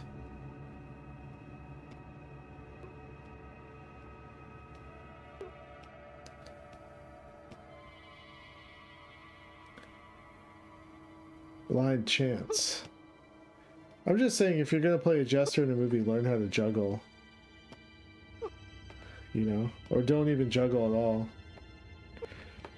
Just you know, tell some jokes or something.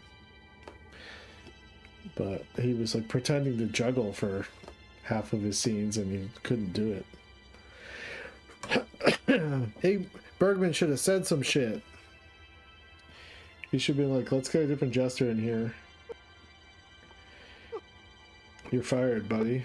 You didn't do your research.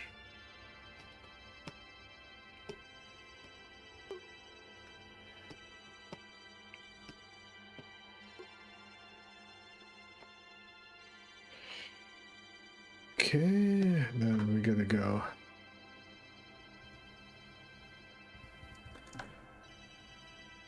Did he like to talk shit? I'm not sure if I recall.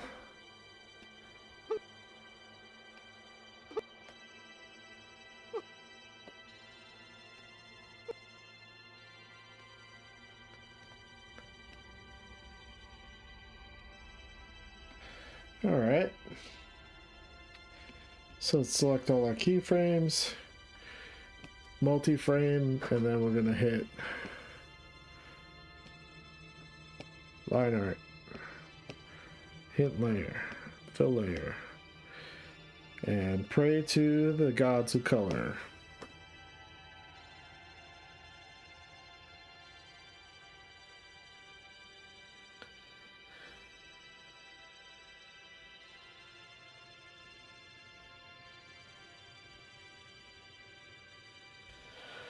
Do it, do it.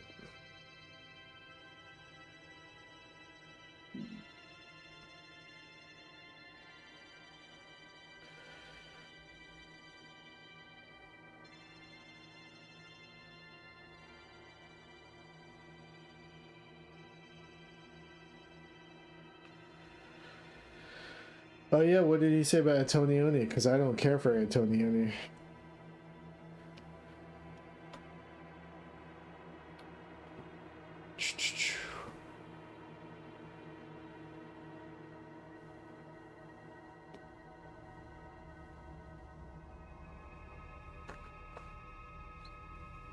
All right. Hey, looking good, looking good. It all worked out. All right, let's put his hands in here. Hands. Take this out.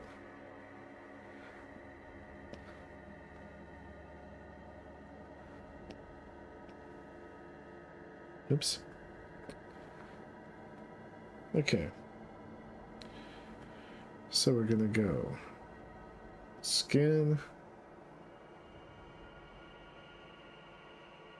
Oops. We're gonna go boink. Skin. Boink. Close. And then I think we can just do fill bucket on this one. So layers.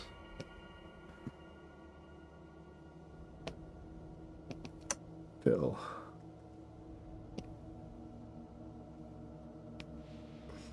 Okay. And then we'll go materials.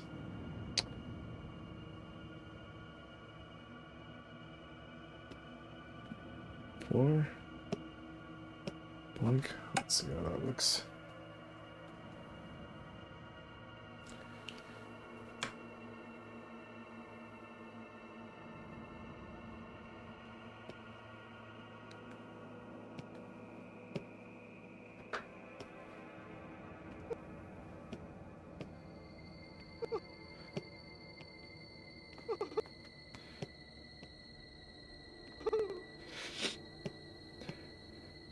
Okay.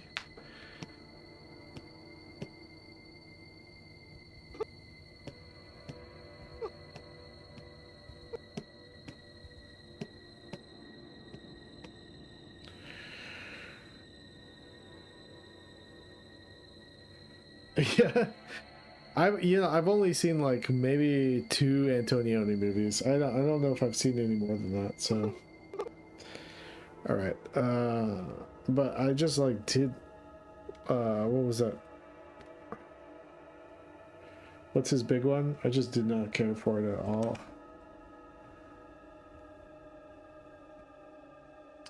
La Ventura.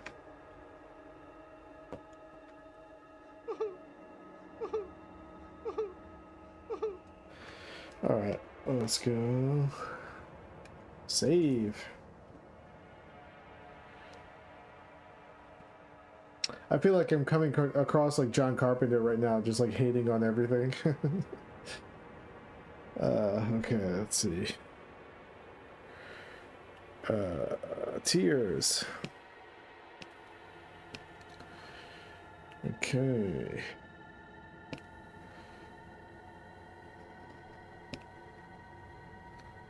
So actually, save. Because I don't remember what color I used for tears. I didn't save it as a material. So open, recent.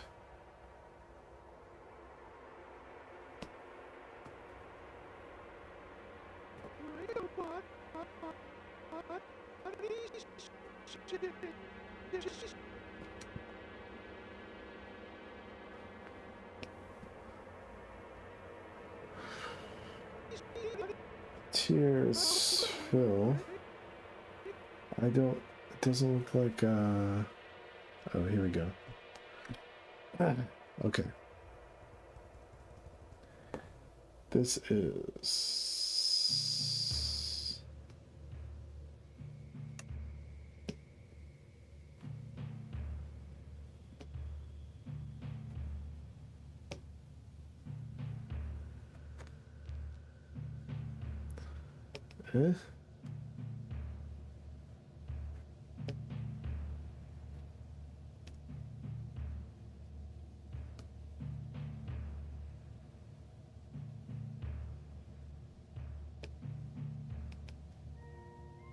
I don't know how to do this.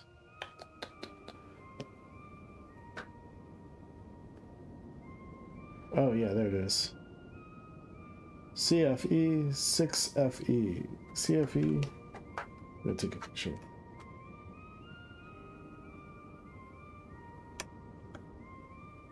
Boink.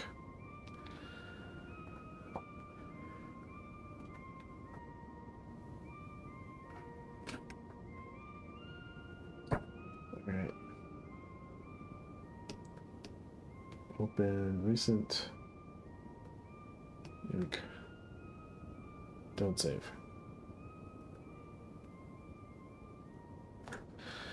And Blender hates it when I do that. So.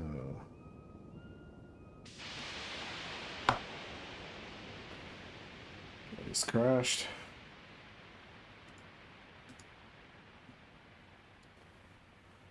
Let's open it up.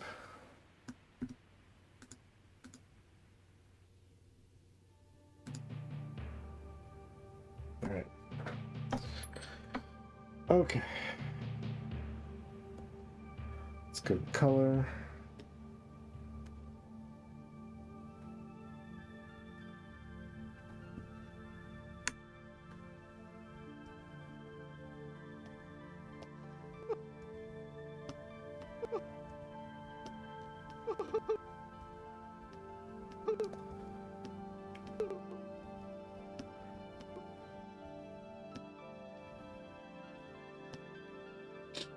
Okay.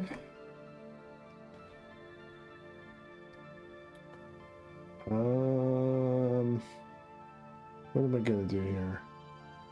Okay.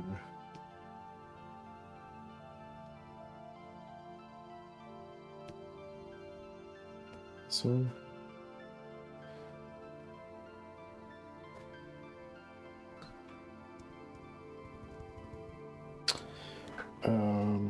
Can I do fill? Just a fill? I don't know if it'll let me do this. I don't think it would have.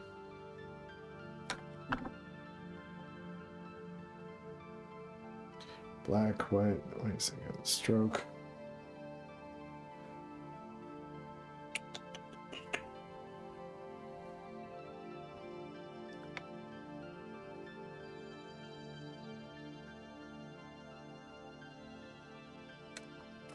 Fellini, Kurosawa, and Buñuel move in the same field as Tarkovsky. Antonioni was on his way but expired, suffocated by his own seriousness. He's done 2 masterpieces. You don't have to bother with the rest. One is Blow Up. Oh yeah, I want to see Blow Up, which I've seen many times. And the other is La Notte. I don't know if I'm saying that right. A wonderful film, although that's mostly because the young Jean Moreau. In my collection, I have a copy of Il Grido, and damn, what a boring movie it is. So devilishly sad. I mean, you know, Antonio never really learned the trade. He concentrated on single images, never realizing that film is a rhythmic flow of images, a movement. Sure, there are brilliant moments in his films, but I don't feel anything for L'Avventura, for example, only indifference. I never understood why Antonioni was so incredibly applauded, and I thought his muse, Monica Vitti, was a terrible actress. So I should watch Blow Up, because I know, what's his name did a remake of it. Who's that thriller director?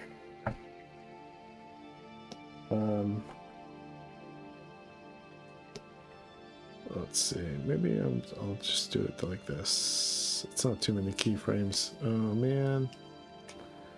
No, I shouldn't do it like this, should I? Let's see. Stroke fill.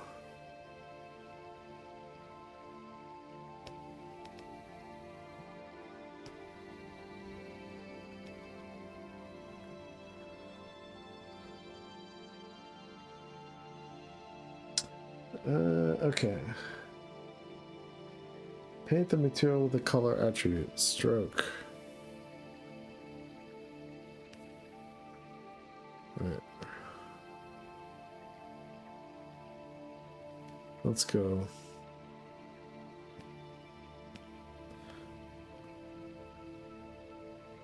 White. Fill. And we'll change this to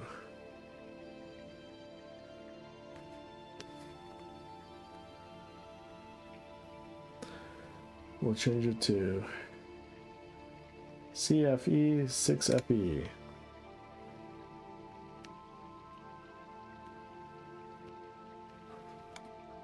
CFE 6FE. I don't know a faster way. Yeah, Brian De Palma. I don't know a better way to do this. Okay.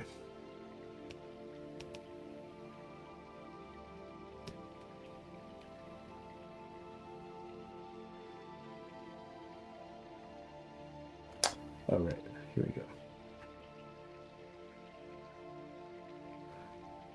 Eh?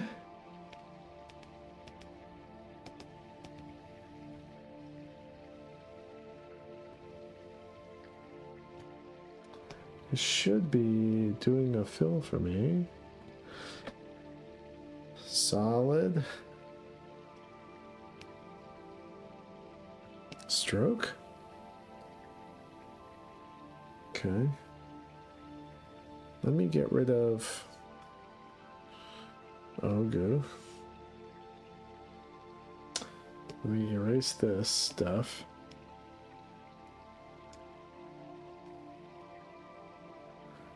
Try again here.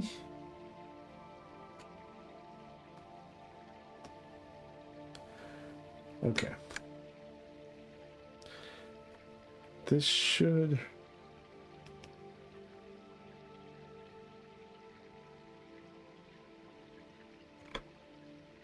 Filled with a line. How come it's not doing a fill? Stroke. Oh, that's why.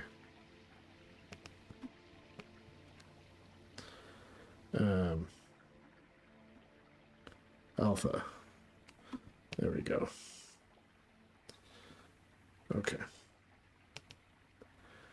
There we go.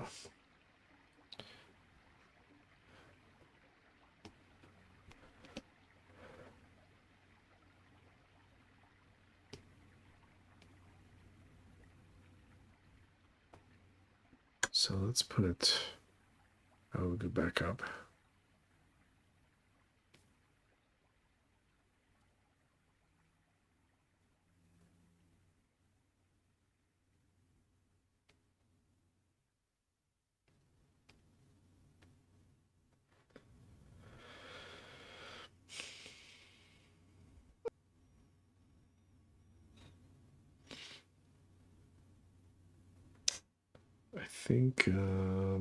I think I have to finish the line first on some of these. So let's do that. Let's do that. I was a little lazy. A bit lazy.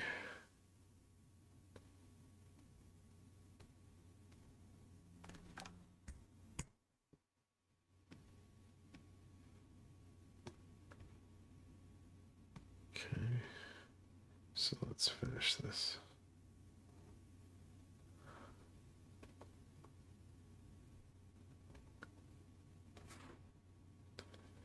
Oh, whoops. Okay, try again.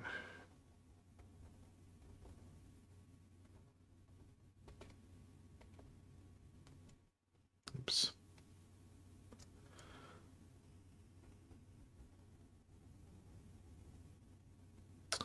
This is the problem with drawing in front of other drawings. But I'm sure I will. Let's make Awogu a little bit less. There we go. It's going to help me. Okay.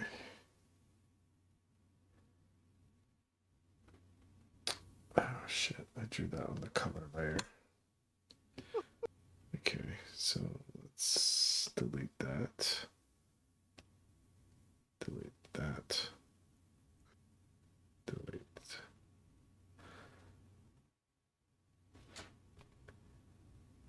Oh. Keep the lines. Okay, that should be all right.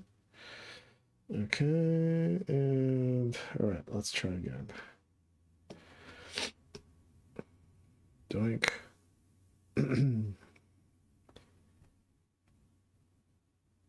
There. There are these little things that like Blender throws you for a loop a little bit. And I have to get used to thinking in different ways because of the 3D nature of the canvas. It forces me to have to think about these things.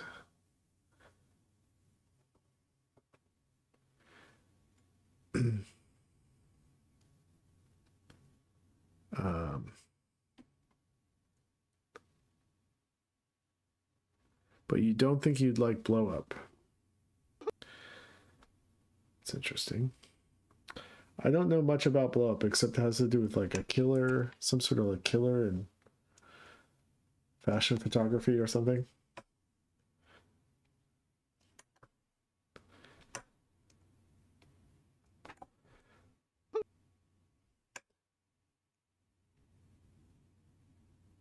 Let's close these loops. Yoink. Okay, let's try this again.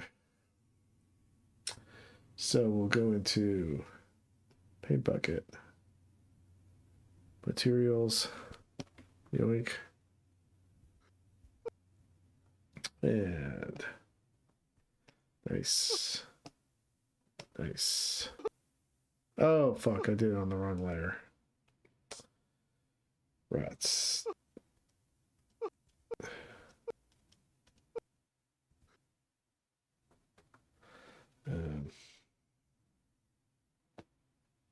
Okay.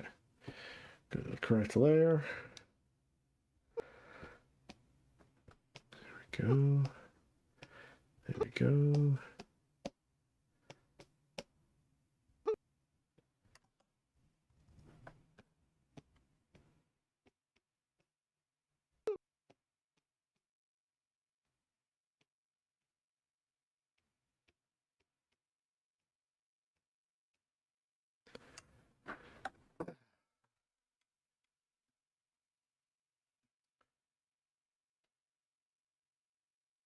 When asked about funny games, he said, "What a disgrace, just a complete piece of shit. I liked his first film, The Seventh Continent, very much, and then each one after that I liked less and less. This one is vile, not in the same way as John Woo, but those two really deserve each other. They should get married, and I never want to meet their children."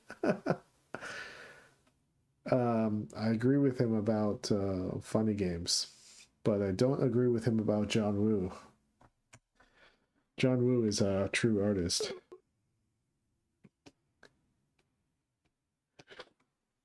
Okay. Let's see.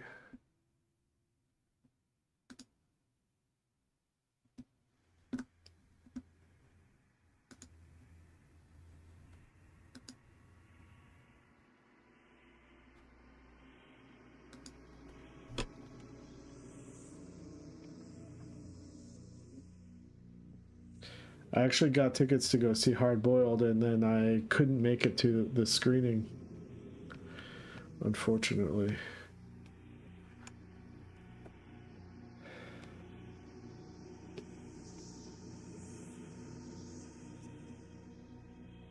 Oops.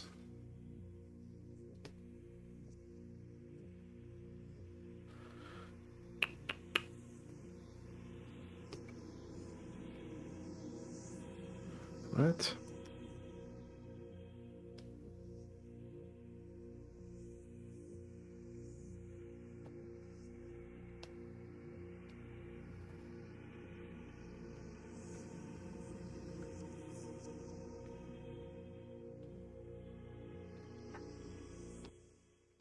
All right, I gotta close these lines, I guess. I don't know.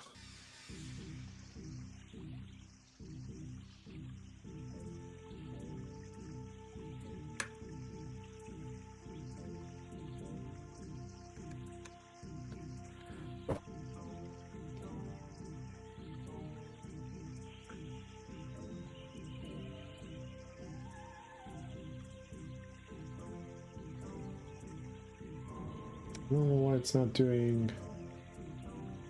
Let's do.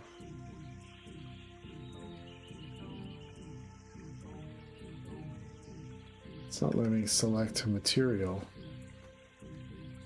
for whatever reason.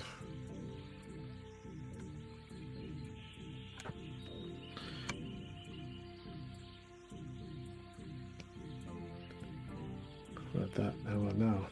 No?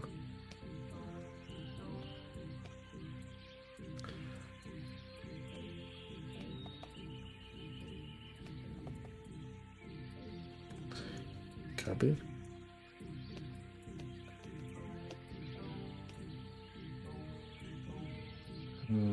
Here. All right. Oops, wrong layer.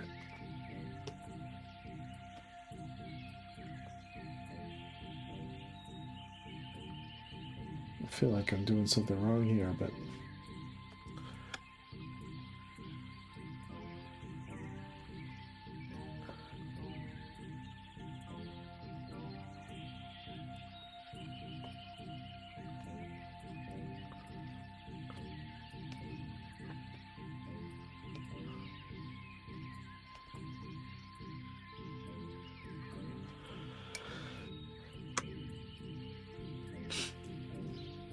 a little bit of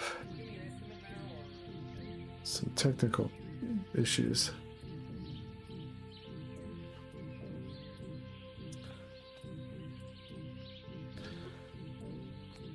But yeah, I just ended up being too busy to go. That's why I don't like buying tickets like weeks in advance on anything, because I never know like how busy I'm going to actually be that day.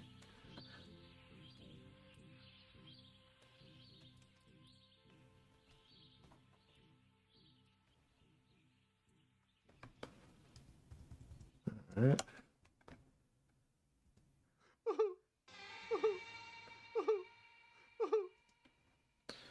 All right.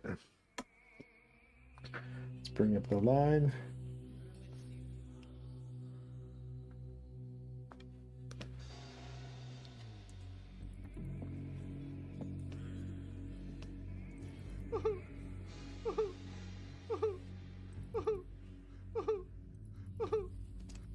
Okay.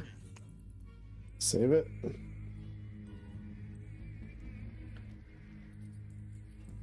What's the one thing I hope happens this year? I hope I get to make a series, a cartoon series, animated series. Okay, so then let's see if there's any precedent I have for this shot, because I'll match the lighting a little bit.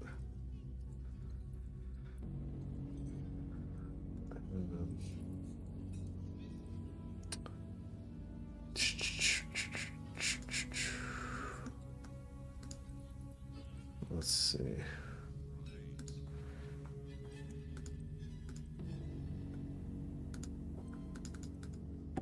Scene 16.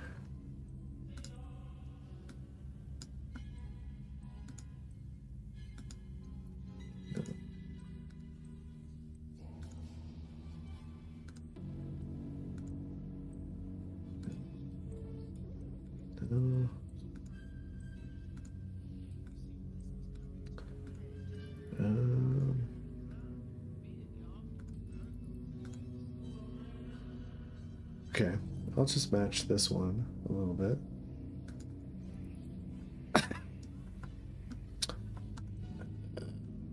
Sorry, I'm just talking to myself, but I'm just looking at some reference video to make sure I match the lighting, at least somewhat.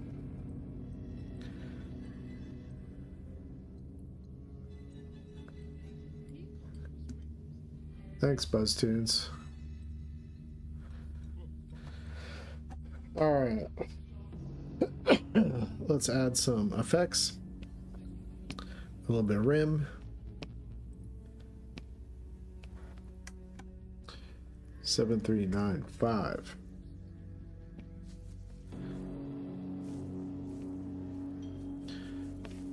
Gonna go divide. We're gonna go render.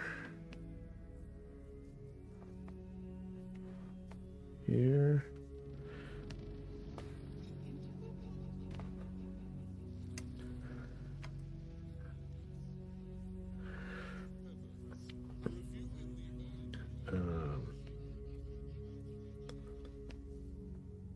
That. Get it some blur.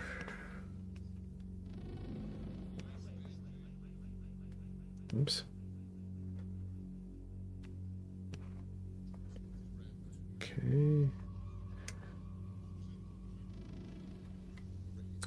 then we're going to go drop shadow.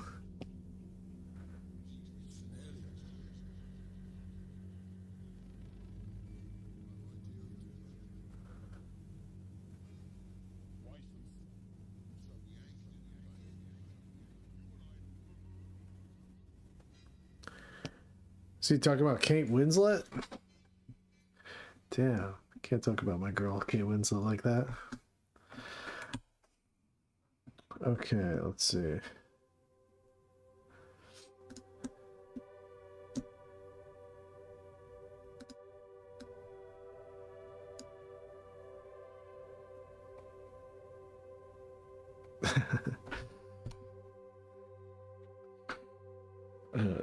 Let's see.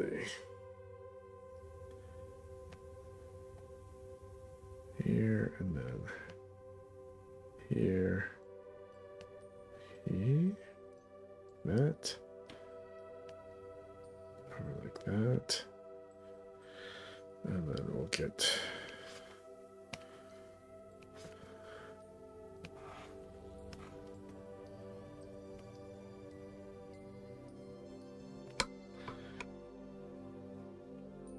okay, and then we can do, since I did things in different layers, actually I can do a little bit more here.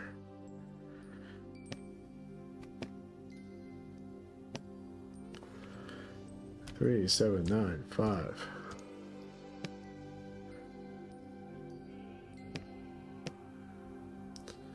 That can go.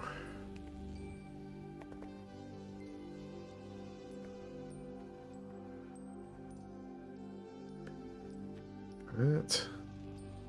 Blur.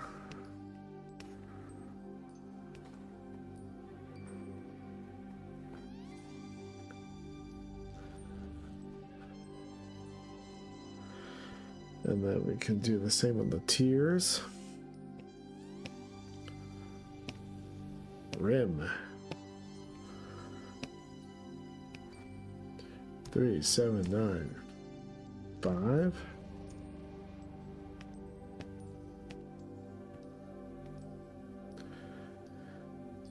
We'll go top side, top side here.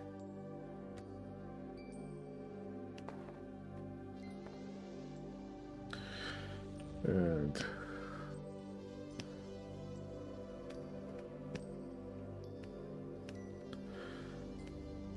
blur it a little bit. All right, save. And then let's see how that animates.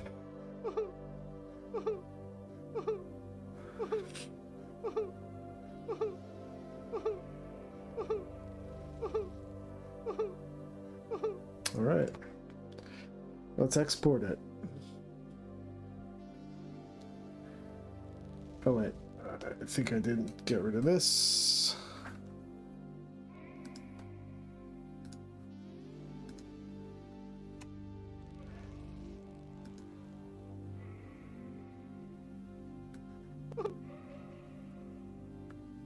Should end on 24, not 25 frames.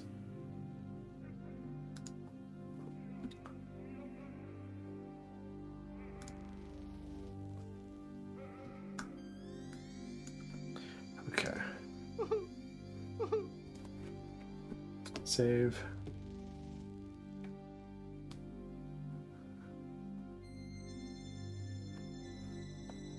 Render.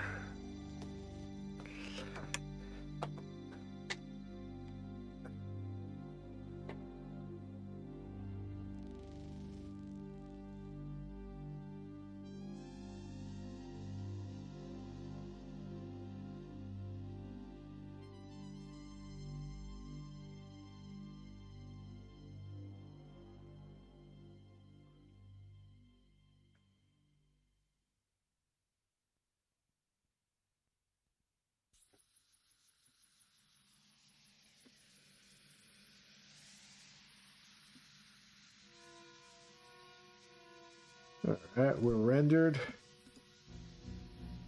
Oops. Let's double check our work.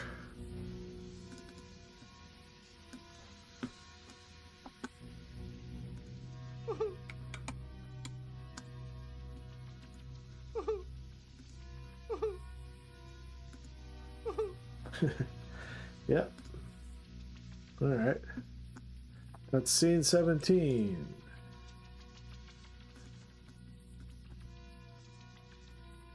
Scene, I'll put it in the right folder. Scene 17.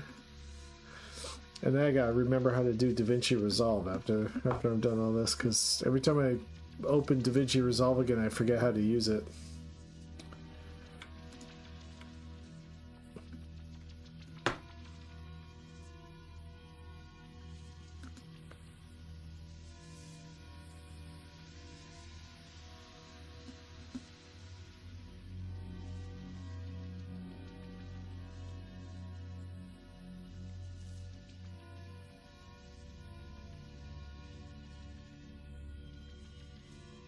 Let's check out Endless Landscapes, Growing Concern.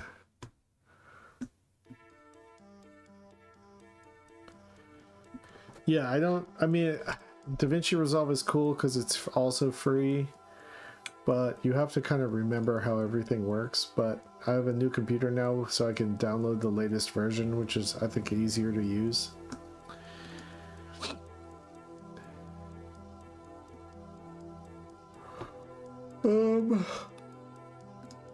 Okay. Well, let's see what I gotta do next here. Close out Blender.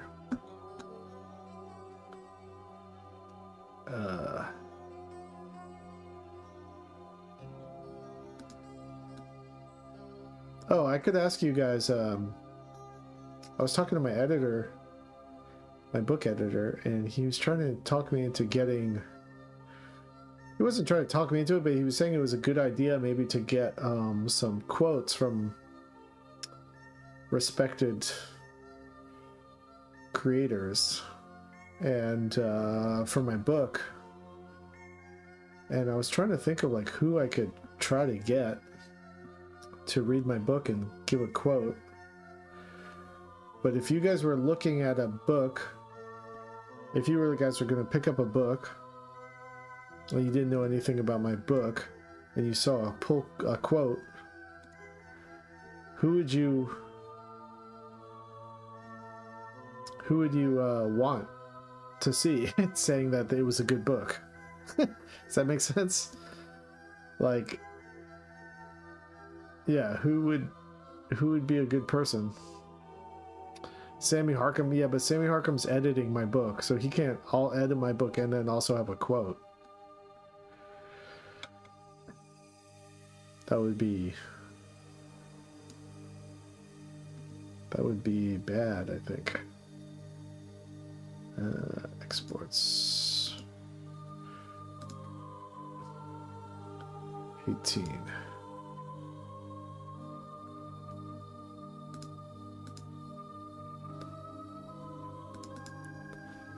All right, this is the next shot I have to do.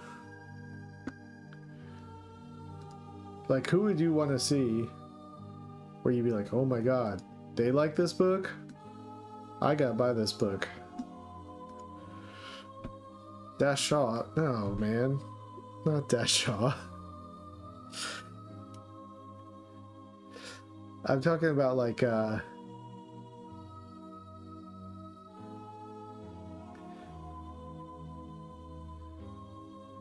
like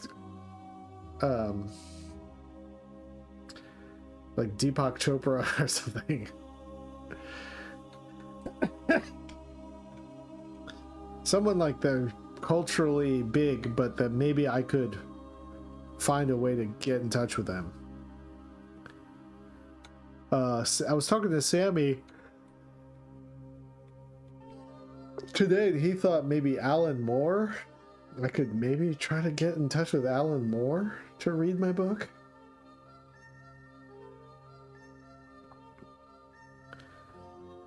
I could maybe get Jason Kelsey. That'd be fucking crazy. I don't think that would help my book sales though. Maybe it'd be like being in the Oprah Club. Not stupid, Aohu, that's your peanut. Not stupid, Aohu, that's your peanut.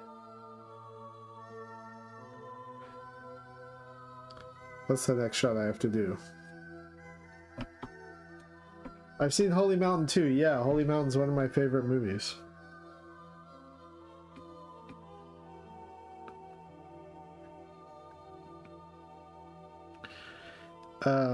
I do have access to Jason Kelsey. And by proxy, I've got 3 degrees of separation between myself and Taylor Swift, I guess.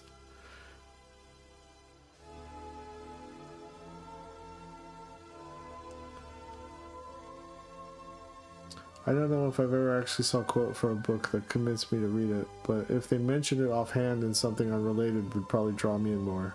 Like if I added a bunch of movies to my movie watch list. Just listening in tonight. Yeah, I mean, were you ever convinced to watch a movie because you saw some celebrity talk about it in that Criterion, you know, where they're in the Criterion collection talking about movies they like? I'm not sure. But it wouldn't be on the book. It would actually just be in the Amazon, like Amazon book description. Yeah. I'm not going to have, I don't think I'm going to have any info about the book or myself on the actual book itself. I'm going to try to keep it as mysterious as I can.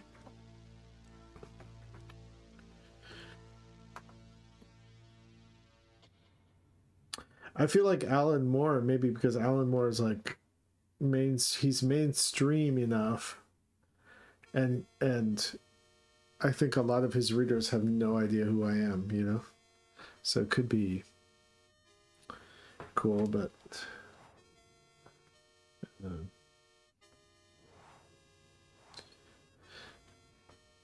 don't know. I was thinking about having quotes from people who've talked about me on like 4chan. Yeah, Neil Gaiman, yeah. I thought it would be like the most schizo comments I could find on about me on 4chan. I mean, none of it exists anymore, but that would be kind of funny.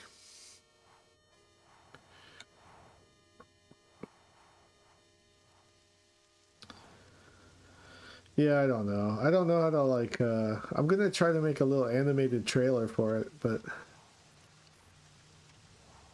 I don't know what else to do to try to promote the book when it comes out. Not sure what else to do to like reach outside of the normal audience of like indie comics collectors, and you know,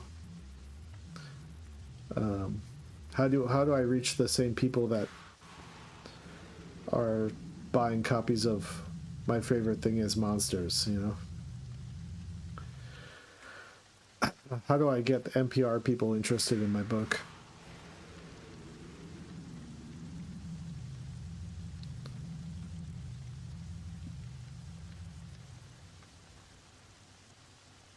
Even, it doesn't have to be a comics person, can be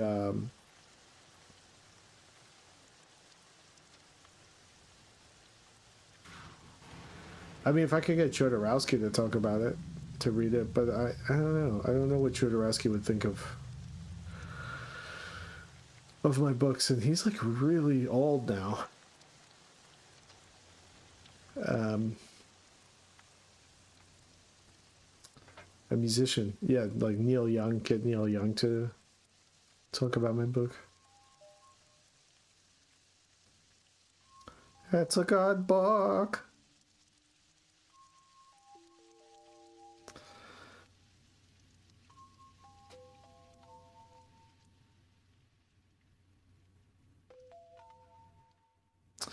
Yeah, maybe he would like it, but maybe he would be like, this is all wrong. All of his ideas are bad, are incorrect, according to my cosmogony or whatever.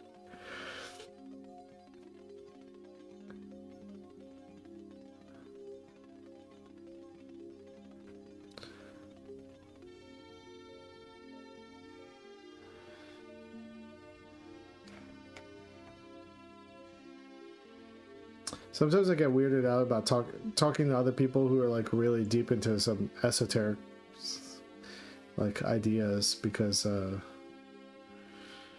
I kind of drift through esoteric ideas. I'm more like on this journey of exploring ideas and being interested in certain things and then like leaving them behind and finding something else I'm interested in.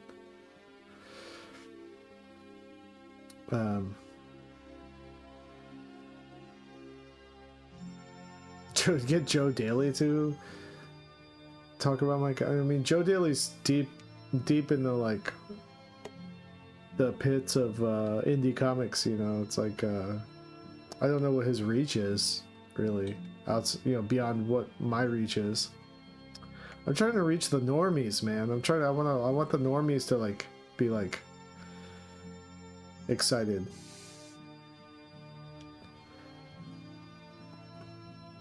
I don't know. Maybe it's just like not for me, you know.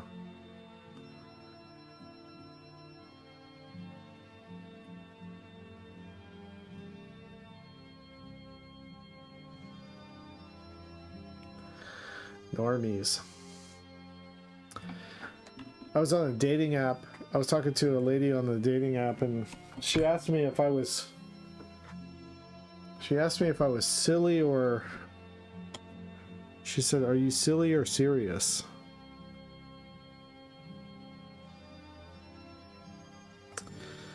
And she said, "Would you say you're silly or serious?" And I couldn't tell if this was like some sort of like ick test, you know?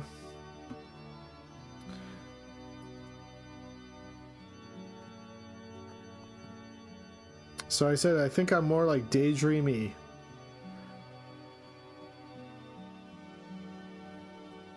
I'm the third gender. Daydreamy.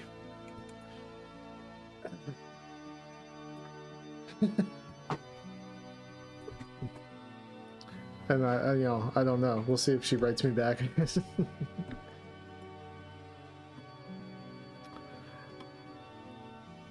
Because I don't think I'm silly. Sometimes I can be serious. Sometimes I can be silly. But I'm like not one or the other. But I am pretty daydreamy pretty much all day long. So I feel like that. Yeah, I'm serious about being silly. Yeah. There you go. But I'm not silly. I remember there was, there's this like core memory I have when I was, gosh. I remember I think I was like 23. And my girlfriend at the time was tired of me being uptight, and she took me out to the park, and she tried to get me to do cartwheels as a way of like breaking down my barriers. And I just refused to do cartwheels. Even though I've done cartwheels, plenty of times in my life, just in that moment I was paralyzed. I couldn't do cartwheels. And I think that was that was the beginning of the end. I was unable to be silly in front of her,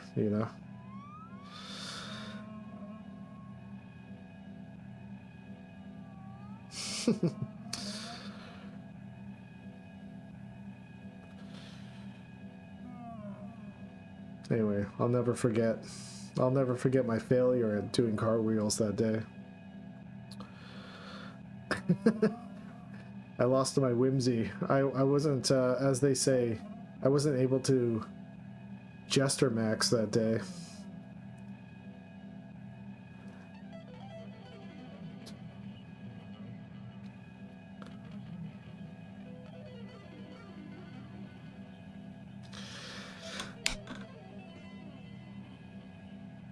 Well, I don't think I want to get started on this new scene. Gary Panterer?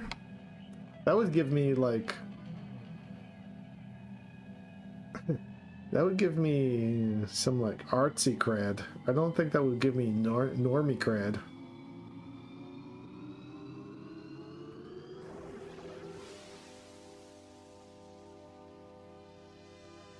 I gotta get, what's his name to like it? The Metal Gear Solid guy.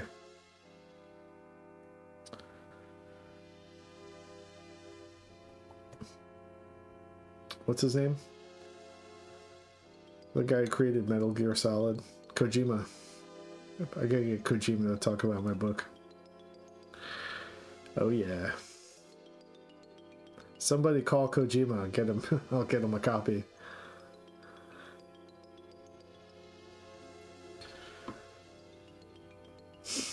I just don't know how to get in touch with him. Does anyone know Kojima in the chat? Hideo Kojima?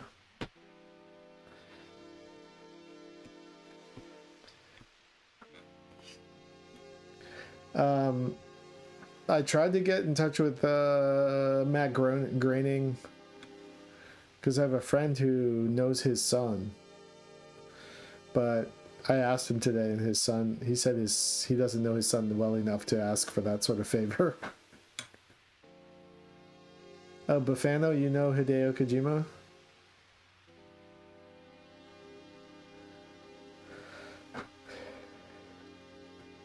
Okay, I'm gonna do a little prayer here. Dear God,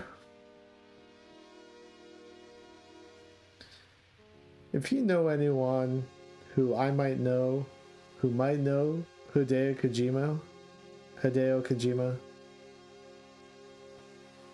and would possibly pass along a early copy of my book for him to put a blurb, that would be really great, and I would really appreciate it. I think it would help me reach, at least on some level, an audience that has no access to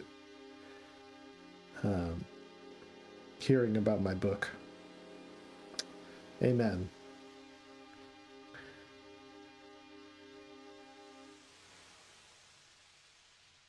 Did Sammy Harcum work with Hideo Kojima? What?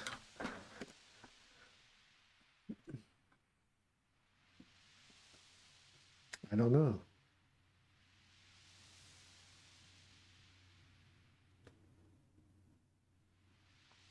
Well, I'll post that in my shorts on my Twitch. Maybe it'll spread around that people will get the word.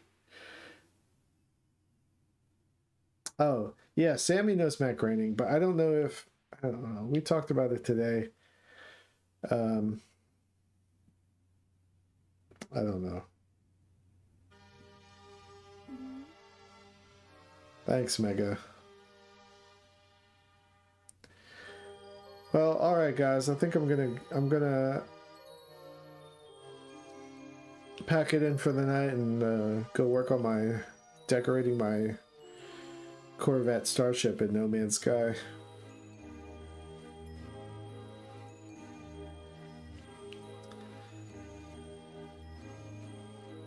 I should actually try playing through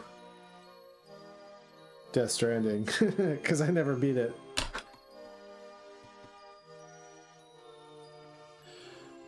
All right, good night, everybody. Bye.